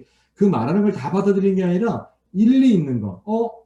나는 잘한다고 생각하는데, 못한다고 막 떠드는데 거기 막 시기도 있고 질투도 있고 모함도 있을 수 있잖아요. 그건 다 빼버리고 나는 미처 생각하지 못했는데 이런 부분에서 못한다라고 비판하는 게 정말 일리가 있구나. 무릎을 칠 정도로 그러면서 받아들일 만한 게 있는 거지. 자, 아쉬움이 없는 건 아니라는 거예요. 독서와 독서 지식의 활용이 직접적인 업무 또는 2차적인 활용이나 아이디어 창출하면 과도하게 집중된 것이 아니냐는 지적이 있다. 이게 사실은 이거는 이제 교양이 부족하다. 교양 교육이 부족하다고 얘기하는 지적이지. 사실 나 같으면 이건 안 받아들여. 왜? 아까 나왔잖아. 독서 교육은 교양 교육이 아니잖아. 그렇죠? 원래 목적에 맞는 행위를 한 건데 이걸 그 원래 목적에 이게 왜 부족하냐고 하면 안 되잖아. 사전 뜻풀이를 했는데 사전 뜻풀이 없는 말을 왜 안 넣냐면 안 되더라. 이거는 사실 내가 볼 때는 잘못된 거지. 그치? 근데 이 사람들은 예, 일리 있다 생각한 거야. 자, 두 번째, 독서 지식을 업무 수행을 넘어 경영 전반의 혁신과 개선에 적극 활용하는 수준에까지는 못 미뤘다. 잘하게 했는데 혁신, 예, 경영에 도움이 됐지만 혁신과 개선, 그치? 레벨이 더 높은 데까지는 못 이르렀다. 이렇게 됩니다. 그 다음에 세 번째, 예, 특히 나는 이 점이 맞다고 생각하는데, 메타 브랜딩의 독서 경영 시스템을 규모가 큰 기업에 모두 적용할 수 있을지 불확실하다는 거지. 예. 메타 브랜딩이 중소기업이나 대기업 수준으로 커졌을 때, 과연 현재처럼 높은 수준의 독서를 경영할 수 있겠느냐 이거지, 그치? 예. 너무 범위가 넓으면 책을 읽고 그 기업에 맞는 아이디어를 내는 게 너무 어렵잖아요. 삼성전자를 내는데 메타버스라는 책을 읽고 삼성전자 그 엄청난 그 규모의 부서가 다 다른데 그거를 아주 세밀하게 그 부서별로 목적을 정해주지 않는다면 예, 소규모 그 회사에서 메타버스라는 책을 읽고 기업 경영에 도움되는 아이디어를 내긴 쉽지만 삼성은 그냥 주고 이거를 그냥 아이디어를 내라 하면 거의 불가능한 거죠. 효과가. 근데 이거 막 잘게 쪼개갖고 어떤 효과를 내도록 하려면 이것도 인력도 엄청 많이 들어갈 수밖에 없는 거잖아요. 그러니까 그런 측면에서 상당히 어려움이 있을 거라는 거지. 그러니까 중규모까지는 괜찮은 것 같아요. 중소기업은 내가 볼 때는. 근데 대기업은 상당히 어렵고 실제로 보면 중소기업이 많이 독서경을 했고요. 삼성이 한 4년 전부터 연수, 예, 걔들이 영덕인가에 연수원이 있대요. 연수원이 그 중에 고위 간부급 연수에는 책 읽기가 들어갔어요. 예. 그건 내가 그 담당자를 만났으니까. 내가 이제 독서 전문가라고 그쪽 교육 담당자가 예, 그 부장인가 뭐 사장급 이상 교육에 독서를 어떻게 접목할 것인가 해서 제가 책을 선정해 줬어요. 그랬고 이 인간들이 저한테 회를 사준다 그랬거든요. 내 시간을 뺏고 커피 사주면서 이것들이 무료로 상담 받아갖고 너무 감사하고 많은 문제 해결됐다고 예, 그러면서 회를 사주겠다는데 연락 두절됐어요. 나쁜 놈들이에요. 대기업 놈들은 의리가 없는 놈들이 내가 보니까. 자, 그러면 내가 앞에서 야 메타 브랜딩은 잘하잖아. 이거 봐. 이렇게 한단 말이야. 잘하지? 했는데 야 잘하는 것만은 아니래. 그럼 이게 뭐야? 사람들이 희롱 하는 거야? 아니죠? 그럼에도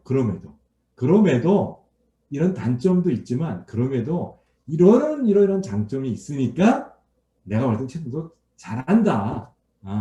그래서 여기서 지적된 이런 점을 잘 극복해 나갈 걸 믿는다. 이렇게 하는 거지. 자, 하지만 분명한 것은 메타 브랜딩이 오래전부터 독서경을 도입해서 업무에서 상당한 성과를 내고 있다는 사실이다. 그치? 자, 그러면 또 그 근거를 들어야 되잖아. 업무 자체가 독서경을 떼놓기 어려울 정도다. 책을 읽고 토론하는 방식이 매우 수준이 높고 독서 활동을 관련한 시스템도 상당히 체계적이다. 특히 독서시 장기적으로 축적 관리되면서 회사의 자산이 되고 있다. 게다가 독서식의 나눔을 통해 앞서 나온 점도 높이 평가하고 있는데 약간 겹쳐 여기서 그죠? 앞에서 얘기한 거 겹쳐. 이건 아주 훌륭한 글은 아닌 거야. 이게 어렵다는 거지. 비슷해. 특히 네. 요 부분은 특히 많이 겹쳐요. 많이 겹쳐. 그치? 많이 겹쳐. 자, 그러니까, 그러므로, 메타 브랜딩은 짱이야. 이해하면 되잖아요. 시대의 변화에 능동적이고 창조적으로 대응하며 진보를 거듭하면 메타 브랜딩 사람들, 한국적 독서 경영의 새로운 지평을 여는 그들의 노력은 계속될 것이다. 이걸 이제 그 세계일보 기자들이 쓴 거거든. 요 대목 보면서 이것들이 총지받았나? 뭐 이렇게까지 세게 쓰지? 너무 띄워주는데. 예. 자, 계획 딱 맞게 쓰죠. 제대로 썼냐 못 썼냐는 우리가 딴 얘기 하더라도 계획에 맞게 썼잖아. 자, 그럼 좀 계획에 맞게 쓴 거 한번 봐봐. 이것도 좀 옛날 얘기입니다. 세골렛 루아얄이라는 여성이 프랑스 사회당에서 최초로 여성 대통령 후보로 뽑혔어. 그때 굉장히 화제였어요. 그래서 세골렛 루아얄을 우리가 주목할 필요가 있다. 이 정치인을. 왜냐면 이게 프랑스 사회당 대통령 후보로 나온다고 해서 프랑스의 대통령이 되는 건 아니잖아요. 이때는 지금 우리나라처럼 각 당이 대통령 후보를 뽑을 때였어. 그래서 아직 그 사람이 대통령이 될지 안 될지 모르지만 지금 프랑스 사회당의 대통령 후보로 확정된 세골렌 루야를 주목할 필요가 있다. 이게 대주제예요. 자, 그러면 이제 이거를 근거를 대야지, 그지? 왜 우리가 이 정치인을 주목해야 되느냐? 뭐뭐이다. 왜냐하면, 예를 들면, 그러나, 하지만, 뭔가 또 비판받을 게 있을 거 아니에요. 그럼에도, 이런 내가 수용할 만한 일리 있는 비판점이 있다 할지라도, 그럼에도 내가 앞에서 얘기한 것처럼 이 정치인을 우리가 주목할 만한 더 강화된 논리를 얘기해서, 그러므로 류야를 주목해야 된다. 이게 쓰면 돼. 그러니까 봐봐. 이 개요만 있으면 다 쓰잖아요. 벌써 내가 다 써버렸잖아. 그렇지? 교요를 짜는 이렇게 중요한 거예요. 이게 중요하다는 거를 알지를 못하기 때문에 토론하고 쓰는 글쓰기 형태의 이 개요를 자꾸 글에 써보고, 그러니까 억지로 일부러 쓰지 말고 토론하고 나면 반드시 이 개요에 맞춰서 글을 써보라는 거지. 그러다 보면 지금까지 제가 앞에서 막 설명한 논리적 글쓰기가 몸에 익어버려. 몸에 익어서 내가 다른 글을 쓸 때 어떻게 하면 이렇게 주장과 근거로 이루어져 있는 촘촘하게 주장과 근거로 잘 짜여져 있는 글을 쓸 수 있을까 고민하게 된다는. 그런 글쓰기 되게 되게 쉬운 거예요. 그게 되는. 나는 여러분들한테 지금 아주 짧은 시간에 글쓰기가 얼마나 쉬운 걸 보여드리고 있는 거예요. 자, 봐요. 자, 낸시 펠루시 의원이 미국 역사상 최초의 여성 하원 의장으로 확정된 데 이어 프랑스 사회당에 있어서 사상 처음으로 여성인 세골렌 루얄이 내년 대통령 선거의 후보로 선택됐다. 세계 정치 중심지에서 이룬 여성 정치인들의 약진은 다른 지역 여성 정치인이나 유권자들에게도 큰 자극이 될 것으로 기대된다. 자, 이유를 설명할 거란 말이야. 특히 치열한 당내 경선을 거쳐 압도적 지지로 대선 후보로 확정된 루얄의 승리에는 눈여겨볼 점이 있다. 이제 근거를 얘기하겠다는 말을 끌고 들어왔지. 루얄은 사회당 내 비주류에 속하는 루얄은 그가 대선 출마를 선언한 14개월 전까지는 대선 예비 후보에도 거론되지 않았을 정도로 주목받지 못한 정치인이었다. 92년부터 1년 동안 환경부 장관을 맡은 것이 유일한 장관 경력이고 리오넬 주석팽 정부에선 교육부와 가족청소년부 장관을 맡은 것이 고작이다. 자, 그러면서 바로 근거를 쭉 끌고 와서 여기서 얘기한단 말이야. 그런 까닭에 그는 우상 파괴주의자로 자처하며 주류 정치의 문법 금기를 벗어 던질 수도 있다. 이거지. 자, 우리가 왜 루얄이라는 여성 정치인을 주목해야 되냐? 이 여성 정치인이 우상 파괴주의자로서 주류 정치의 문법과 금기를 벗어 던졌다면. 그럼 이게 뭐냐? 이게 구체적인 얘기를 보여줘야지. 뭘로 이거를 문법과 금기를 벗어 던져줬냐면, 그는 지난 4월 미래소망이란 자신의 인터넷 사이트에 정강 제1장을 발표한 후 유권자들에게 나머지 정강 작성에 직접 참여하게 해 모두 10장으로 이루어진 정강을 완성했다. 그 결과 정치인을 감시할 시민 배심원 제도, 35시간 노동제 폐지, 불량 청소년에 대한 군 훈련 등 정통 사회당 정책과는 거리가 있는 내용이 정책 목표로 채택했다. 이거는 우리나라에서 그 전두환 대통령 시절에 삼창대로 시작한 거잖아요. 삼창대 이게. 이거는 프랑스는 사회당이 아니라 극우 집단이 아니면 이런 정책을 할 수가 없어. 네, 아예 이런 거 말도 안 되는 거거든. 그런데 이 루얄은 정강 정책의 일장만 자기가 발표하고 나머지는 시민들이 작성하게 했더니 이게 불량 청소년 문제가 심각했겠지. 폭력이나 이런 문제가. 그러니까 시민들이 얘들을 굴련을 시켜버리라. 사회당은 사회 약자나 소전을 보호하는 그 기본적 정당이기 때문에 그런 또 평화주의자고, 절대 폭력적인, 그러니까 국가 폭력을 통해서 사람을 교육하고 훈화시키는 거에 절대 동의할 수 없는 정당입니다. 원래가 역사가 그랬고, 프랑스 사회당의 역사가. 그런데 불량 청소년에 대한 군훈련과 같은 이런 게 들어. 차라리 주 35시간 노동제는 충분히 가능해요. 프랑스에서는 일자리 문제도 있고 그러니까. 자, 그런데 바로 나오잖아. 정통 사회당 정책과는 거리가 있는 내용이 정책 목표로 확정된 게 뭐냐? 그 본인 자신이 주류 정치의 문법과 금기를 벗어던졌기 때문에 못하는 거죠. 물론 자, 이런 거 봐. 정당 정책은 정당이 자기가 정하고 그걸 동의한 사람을 당으로 받아주는 구조인데, 1장만 정하고 나머지 9개를 다 시민들이 정하게 한 거야. 딱 무슨 생각이 또 이 사람 뭐라고 비판하겠어? 이 글 안 봐도 알잖아. 뭐라고 비판하겠죠? 저 인간 포퓰리스트야. 대정추수지야. 반드시 이 비판이 나올 거야. 그치? 이거 봐요. 나와요. 물론 이들 정책의 방향성이나 현실성에 대해서는 비판의 여지가 없지 않다. 있다는 거잖아. 그치? 일리 있는 비판. 내가 받아들일 만한 비판자들 가운데 내가 받아들일 만한 일리 있는 근거가 있다는 뜻이야, 이게. 실제로 정통 좌파들은 그를 대중 취소주의자 또는 파산한 블레어주의 아류라고 이게 이거예요. 포퓰리스트라는 거예요. 비판했다. 하지만 이런 이런 비판을 받지만 여기는 달락을 안 날랐어. 글쓴이가 대세도 안 날라줬어요. 하지만 이런 포퓰리스트라는 비판을 받더라도 내 관점에서 왜 로얄을 주목해야 되냐는 더 강화된 관점을 얘기하는 거예요. 로얄의 접근이 기성정치의 염증을 느낀 유권자들 다시 정치의 쪽으로 돌려놓았다는 사실에 주목할 필요가 있다. 정치에 관심을 높여놓는 거죠. 유럽은 자꾸 선거가 떨어져요. 선거율이 떨어지잖아요. 이렇게. 이게 되게 중요한 부분이에요. 그렇죠? 프랑스는 다행히 이제 그 2차 선거를 하잖아. 2차 투표를 하잖아.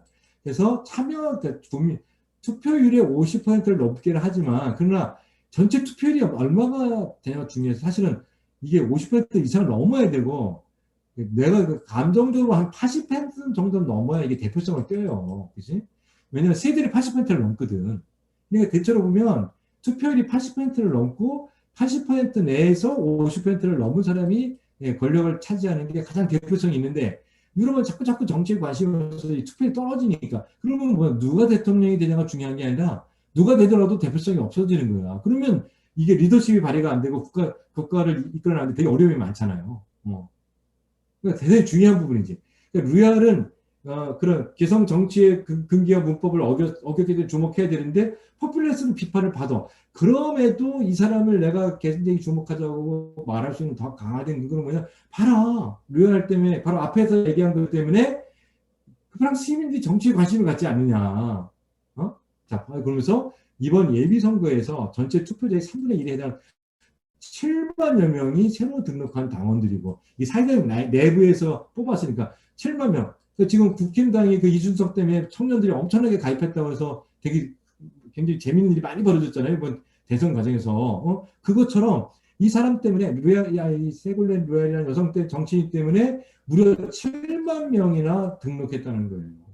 이러면서 엄청난 프랑스는 엄청난 그치? 센세이션한 사건이었는데 우리도 그랬듯이 그들의 지지가 승리 견인차였다. 유권자들은 로얄이 시도한 직접민주주의 실험 속에서 현실 정치에 소외되었던 자신들의 몫을 찾을 가능성을 본 것이다. 그러므로 결론이지. 프랑스 대통령 선거까지는 5개월 넘게 남았다. 사회당이 결선 투표에 나가지 못했던 2002년의 악몽을 극복하고 로얄이 내년 대선에서 프랑스 사상 첫 여성 대통령이 될 수 있을지 현 단계에서는 알 수 없다. 그렇지만 사회당 대통령 후보가 되기까지 보여준 그의 새로운 정치적 실험은 그 결과에 관계없이 평가받을 만한 가치가 있다. 딱 맞아떨어지죠? 뭐뭐이다. 왜냐하면 예를 들면 그러나 그럼에도 그러므로 이것만 있으면 다 쓸 수 있다는 거예요. 자, 그래서 훈련하기 굉장히 좋은 글쓰기의 유형 이렇게 되는 거죠. 그런데 혹시 질문 있으면 자, 일단 논증적 글쓰기에 대해서 가르쳐 주셔서 너무 감사드립니다. 그 질문이란 게 아니고 일단 인상적이어가지고요. 예, 연습을 좀 해야 되겠다라는 생각을 했었습니다. 네. 나중에 내내 새벽 도서관에 지원 받으면 저를 부르시면 제가. 예. 그런데 근데 글쓰기는 제가 또 안 한다고 할 수 있어요. 너무 힘들어갖고 첨삭이 너무 힘들어갖고. 왜냐면 글쓰기는 첨삭을 안 하면 안 늘어나거든요. 근데 거기에 감정 소모가 너무 심해요. 또 상처도 받고. 그러니까 나는 똑같은 강도로 말을 했는데 그 당사자는 다른 사람보다 나한테 세게 말했다고 생각을 하거든요. 실제로 이번에도 교사가 2분이 계셨는데 한 교사가 나중에 그러시는 거예요. 공식적으로 이렇게 수업 시간에 뭐라고 하시냐면 지난번부터 선생님한테 세게 얘기해갖고 아이씨 그만두려고 하다가 내가 교사인데 저런 말 들었다고 내가 저기 뭐야 그 중도 포기할 수는 없다. 내가 끝까지 들어봐야지. 그 말씀을 좀 깜짝 놀래갖고 내가 그분 나 기억도 안 나 뭐라고 했는지 물론 잘 못 써갖고 잘 쓰시기에 도움말을 드렸지만 내가 특별하게 그 양반 다른 분은 상처를 안 받는데 그분은 상처를 받은 거잖아요. 아 그런 게 있어갖고 너무 감정 소모가 심해갖고 제가 대구에서 잘하는 분 소개해드릴 테니까 나중에 청년을 위한 글쓰기 강좌 하나 꼭 좀 만드시기 바랍니다. 네. 고맙습니다. 지금처럼 전직생 말씀하신 것처럼 글쓰기는 해봐야 돼요. 이론이 아무 소용이 없어. 아무 소용이 없어서 꼭 기본 요령을 익히고 한번 계속 해보세요. 그리고 빨리 안 늘어나요. 빨리 안 늘어나니까 왜 그러자고 절대 조급해하지 말라는 거예요. 그 조급하면 재미가 없잖아요. 그지? 조급하면 재미가 없고 그리고 분량은 A4 용지 한 장 5개 달라. 아까 계획표가 5개 했잖아요. 5개인 이유가 있어.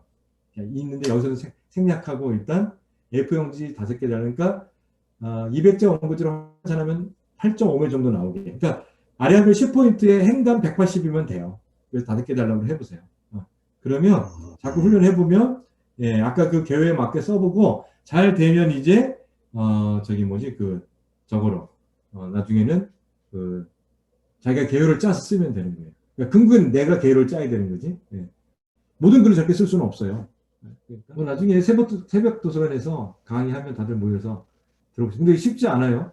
글쓰기만 배우는 게 아니라 주제를 정하고 책을 읽고 책을 요약해서 발표하고 책을 읽고 그러고 나서 독후감이든 서평을 쓰고 그게 반복이 되면서 F 용지 한 장에서 F 용지 2장이 되고 나중에는 최종적인 결과로 해당되는 주제의 글을 내 관점에서 지금까지 읽은 책을 다 소화해서 F 용지 석장을 쓸 수 있어야 되는 거예요.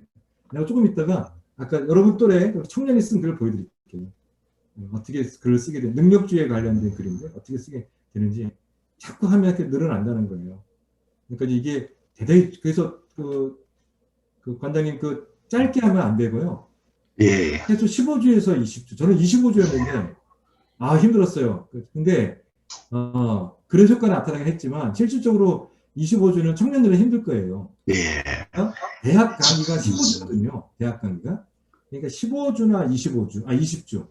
그래서 그 사이에 뭐 18주에도 되고요. 2010년, 12년 때는 저희들 한 12주 연속 강좌로 이렇게 선생님께서 하신 것처럼 이제 그때도 하루에 뭐 2시간 이상 못하게 했는데 멀리서 오신 선생님 때문에 한 일주일에 한 번 그래가 오전에 오후 이렇게 막 달아서 4시간 이렇게 수업해가지고 10주 이상씩 이렇게 한 적이 있습니다. 몇 번. 그게 성과가 괜찮았죠? 좋았습니다. 의외로 글 쓰는 걸 좋아하고 글 쓰는 속에서 자기 내면의 치유가 된다는 삶이 있었어요. 그렇죠. 주제에 따라 다르긴 하지만 저기 과장님 안수찬 교수 들어보세요.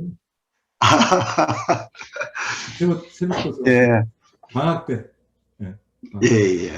요즘 줌으로 이렇게 하는 것도 괜찮을 것 같아요, 진짜. 네, 맞습니다. 쓰기는 한두 번만 그래도 좀 이게 상호간의 신뢰와 이런 게 좀 있어야 되니까요. 처음 수업할 때 한두 번만 좀 뒤풀이도 좀 하고 그리고 나머지는 이제 줌으로 하고 이렇게 하다가 학기 끝날 때쯤 또 한번 보고. 아까도 보셨지만 첨삭하는 것은 이렇게 줌이 좋아서요.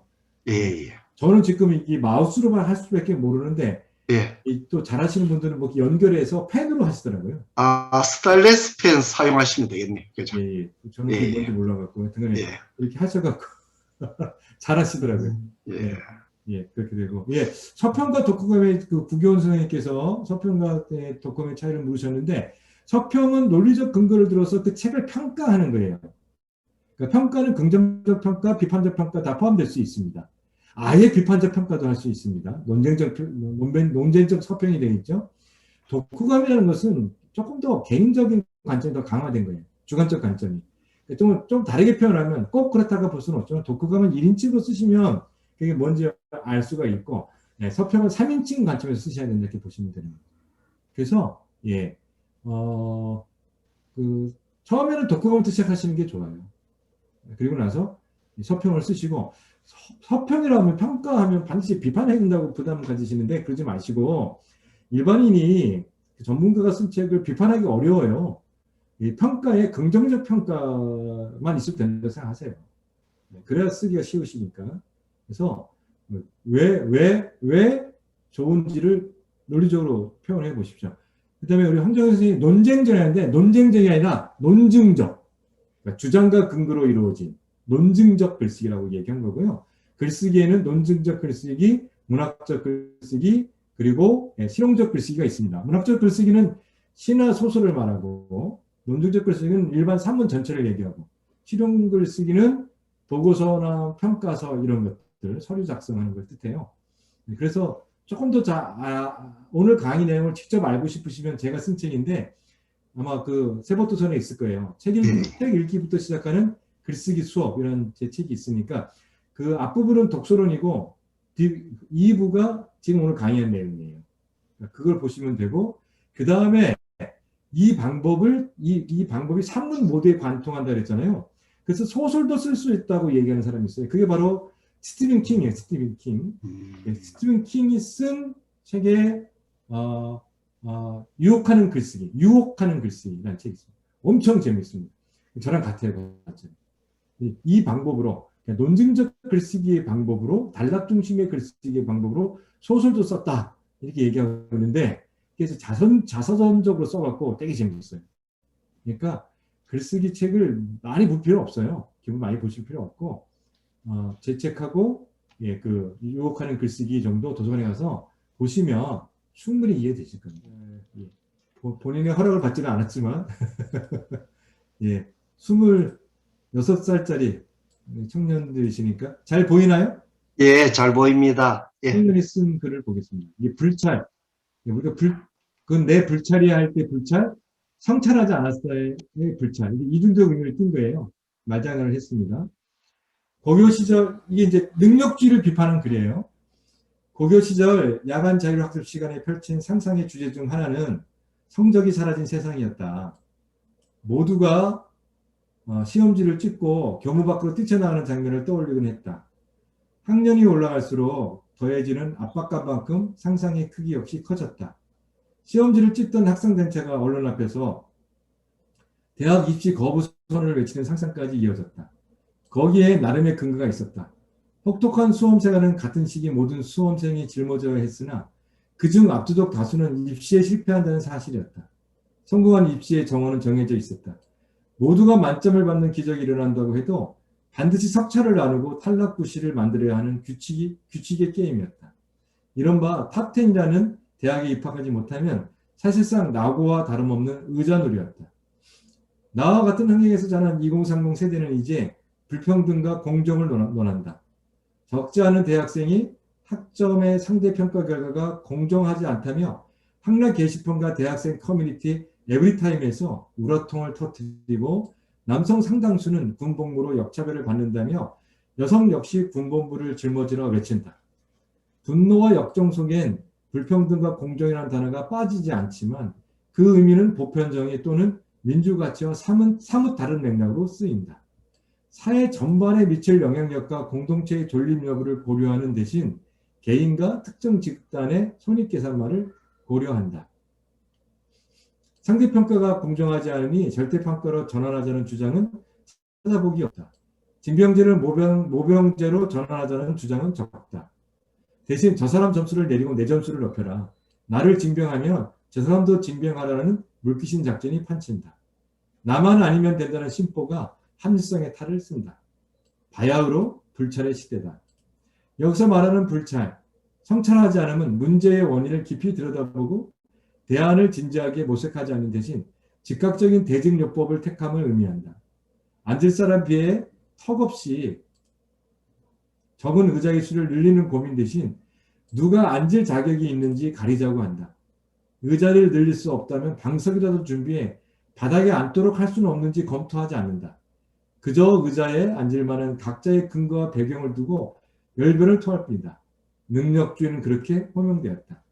능력이 많은 사람에게 자원과 권력을 획득할 자격을 부여하자는 사상 말이다. 과거부터 능력이 중요하게 여겨지지 않은 적이 여기지 않은 적은 없다. 마찬가지로 불평등과 불공정이 절대적으로 옹호된 적도 없다. 근데 하필 왜 이 시점에 능력주의가 부상하는가? 능력은 희소성을 전제로 한다. 보편적으로 누구나 갖고 있는 능력은 능력주의에서 인정받을 수 없다.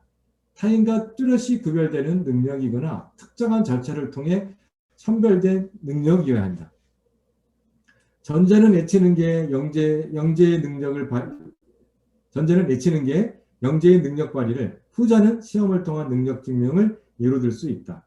문제는 이렇게 능력을 발휘하고 증명해 보일 수 있는 사람은 언제나 소수라는 점이다. 다시 말해 능력주의는 소수의 지배, 엘리트주의에 근거한 귀족주의 원리다. 따라서 능력의 부상은 소수의 승리, 다수의 패배의 서사를 다수가 승인하고 있으며, 패배는 공정한 경쟁에 따른 필연임을 인정하라는 신자유적 경쟁 원리가 담겨 있음을 알 수 있다. 고대 그리스 로마 귀족주의의 부활인 능력주의는 역사의 역항이다. 능력주의 기조를 담아 소수의 승리, 다수의 패배 서사를 승인하는 공인된 절차는 단연 시험이다. 시험을 공정하다 여긴 이유는 결과를 점수나 등급으로 줄 세울 수 있는 점과 기초적인 응시자격만 주어지면 경쟁에 뛰어들 수 있는 기회의 평등 때문이다. 이 두 조건이 확보된 시험은 다른 어떤 방식보다 공정한 듯 보인다. 실제로 시험을 통한 등용은 과거 제도라는 이름으로 오랜 시간 역사를 활보하였고, 국가 혁신을 일으키는 주요 장치로 활용되었다. 나아가 시험은 토지나 혈통을 기반으로 한 귀족제도, 개인 간의 친분과 학연, 지연을 통한 추천제 같은 구태를 끊어내는 가장 합리적인 절차로 인식되었다. 시험자들을 향한 맹시는 이런 역사적 맥락에서 탄생했다. 시험 제도는 태생부터 결함이 있다. 타고났거나 우연적으로 결정된 요인을 배제하지 못한다. 개인이 공부만 잘한다고 될 것이 아니다. 가족의 계층, 부모의 재산, 양육 환경, 지능 수준 등은 개인이 결정할 수 없는 외적 요인으로 노력 및 성취와 무관하다. 그러나 시험 결과에는 막대한 영향을 미쳐 전국적으로 시행되는 시험의 상위권은 언제나 특정 학군 또는 계층으로 편성된다. 부모의 부와 가난이 자식세에게 대물림되듯 능력과 지위도 세습된다. 20대 80의 사회에서 리처드 리버스가 지적했듯 유리천장만큼 계층 이동을 저행하는 요인은 유리바닥이다. 또한 모두가 동일한 출발선에서 시작하는 진정한 의미의 기회의 평등이 이루어진다 한들 그 결과가 소수에게 몫을 몰아주고 다수가 철저히 무너진 구조라면 반드시 개선해야 된다. 능력주의에서 마이클 영은 능력을 입증하지 못한 절대 다수가 철저히 배제된 우화를 통해 능력주의의 폭정을 폭로한다. 능력주의는 제대로 실현돼도 문제다. 시험을 통해 검증된 능력주의는 자원을 독점하고 권력을 행사할 자격을 부여한다. 시장경제의 원리에 따라 확실한 구매력을 약속하거나 사회를 통제하는 의사결정을 담보하는 형태다. 이때 구매력 및 결정권의 행사는 하나의 소유권처럼 인정된다. 개인이 공정한 경쟁에 따라 능력을 입증하고 쟁취한 자격이므로 다른 개인이 함부로 왈가왈부할 수 없다고 여긴다. 자연히 소유자를 비판할 영역은 줄어든다. 이렇게 성역이 된 능력주의는 천민자본주의와 결탁하기 쉽다. 금융권과 시장에 묶여 있어야 할 도구적 윤리 또는 교환 가치가 상가 공동체 영역을 훼손한다. 타인의 처지는 아랑곳하지 않고 절차의 정당성과 소유의 합당함을 주장하는 능력주의는 공동체를 해친다. 소수의 승리를 옹호하는 능력주의는 모든 시민은 평등하다는 민주가치와 충돌한다. 이는 형식적 평등과 실질적 평등을 둘러싼 논쟁이기도 하다. 실제로 한국의 경제적 불평등은 심각하다. 부익부 비립빈의 현상이 심화하고 있다. 통계청의 2017년 임금근로자 일자리별 소득 결과를 보면 중상위층인 중위소득 50% 이상 150% 미만의 비율은 감소했고 빈곤층인 중위소득 50% 미만은 증가했다. 반면 한국노동연구원의 2017년까지의 최상위 소득 비중을 보면 상위층 10%의 소득 비중은 2017년 국세로 평가된 소득 80조 3,976억 원의 절반 이상을 차지했다. 금융소득과 사업소득으로 얻은 불평등의 영향이다. 나아가 불평등은 2030 세대 내에서도 심해지고 있다. 통계청의 가계금융복지조사 마이크로 데이터를 살펴보면 상위 20%의 평균 자산은 전년 대비 1,031만 원 증가했는데 하위 20% 평균 자산은 64만 원이 증가했다. 2030 세대 내 부의 대물 현상이 심화했다는 분석이다. 비극은 이러한 상황을 타개할 방법을 여전히 능력주의와 시험제도 안에서만 찾는 현실이다. 실질적 불평등을 형식적 평등으로 시정하겠다는 논리다. 각자 도생이 판치는 사회에서 공동체는 무기력하다. 능력주의는 사회적 존재를 개별적 존재로 분리시킨다. 무릇 완전히 독립된 개인은 환상일진데 마치 일어난 일이 모두 나의 불찰인 듯 골몰하게 만든다. 시민이 아닌 개인이 수두룩한 사회는 낮은 연대감과 얕은 공동체 의식으로 사회 문제에 대항하는 힘이 약하다. 이런 상황에서 단연 가장 먼저 골마 터지는 쪽은 사회적 약자다. 능력주의 사회의 약자는 배제와 차별에 따른 고통을 첫 번째로 받고 이 고통은 능력을 갖추지 못한 내 탓이라는 내면화한 심리통제로 두 번째 고통에 휩싸인다. 그에 반해 능력주의 사회의 승자는 사회 혜택과 특권에 따른 쾌락을 첫 번째로, 이 즐거움은 능력을 갖추기 위해 스스로 노력한 결과라는 여과 없는 자만을 두 번째로 누린다. 인생을 성패로 가리는 능력주의 사회는 통제의 어려움과 오만으로 사회 통합을 해치고 나아가 삶의 품격을 떨어뜨린다. 대안은 있다. 능력주의가 필요한 영역을 인정하되 그 경계를 넘지 않도록 하면 된다. 능력주의의 문제는 사회적 부의 분배 기준을 오로지 능력으로 평가하는 데 있다. 능력이란 단연한 척도를 모든 구성원에게 일률적으로 적용하는 대신 각기 영역에 맞는 분배 기준을 설정하면 능력주의를 극복할 수 있다. 이는 서로 다른 가치가 서로 다른 근거와 절차에 따라 다양한 주체에게 분배되는 복합적 평등을 말한다.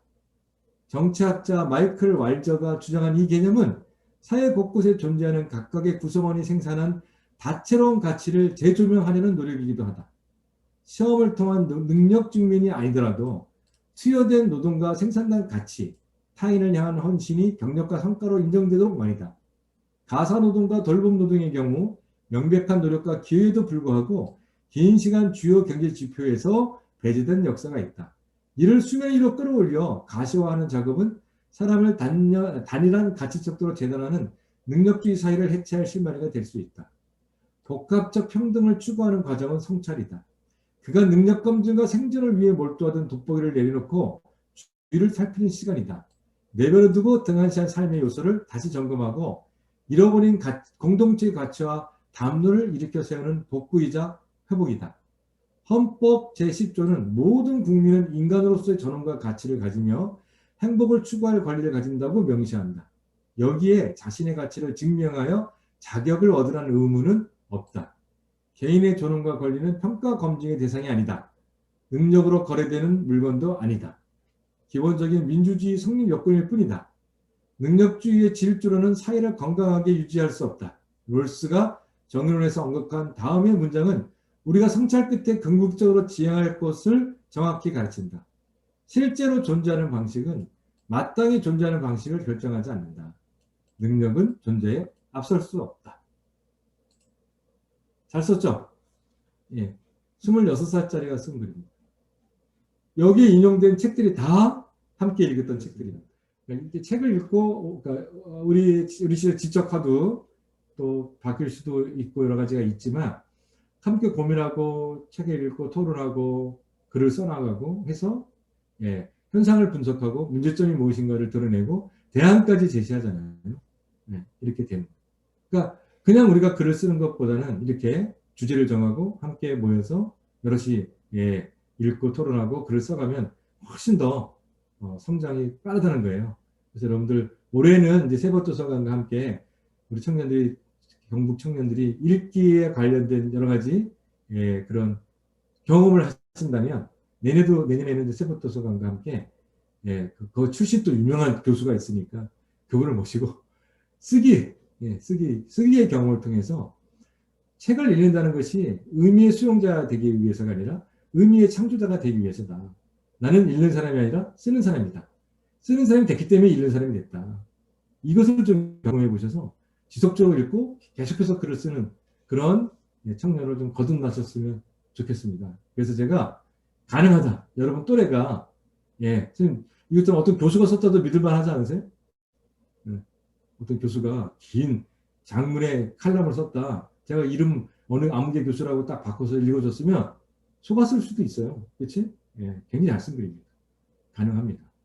그러니까 여러분 또래가 해낸 거니까 여러분도 분명 해낼 수 있으니까 읽어서 쓰는 사람이 돼서 읽는 사람이 되는, 그래서 의미의 창조자가 되셔서 앞으로 사회에 나갔을 때도 당당하게 업무에서도 이 능력을 발휘하시고 사회 시민의 구성원으로서 우리 사회가 어떤 공동체적 지향성을 가져야 되는지에 말을 할 때 이렇게 좋은 글로 세상에 영향을 끼칠 수 있었으면 좋겠습니다.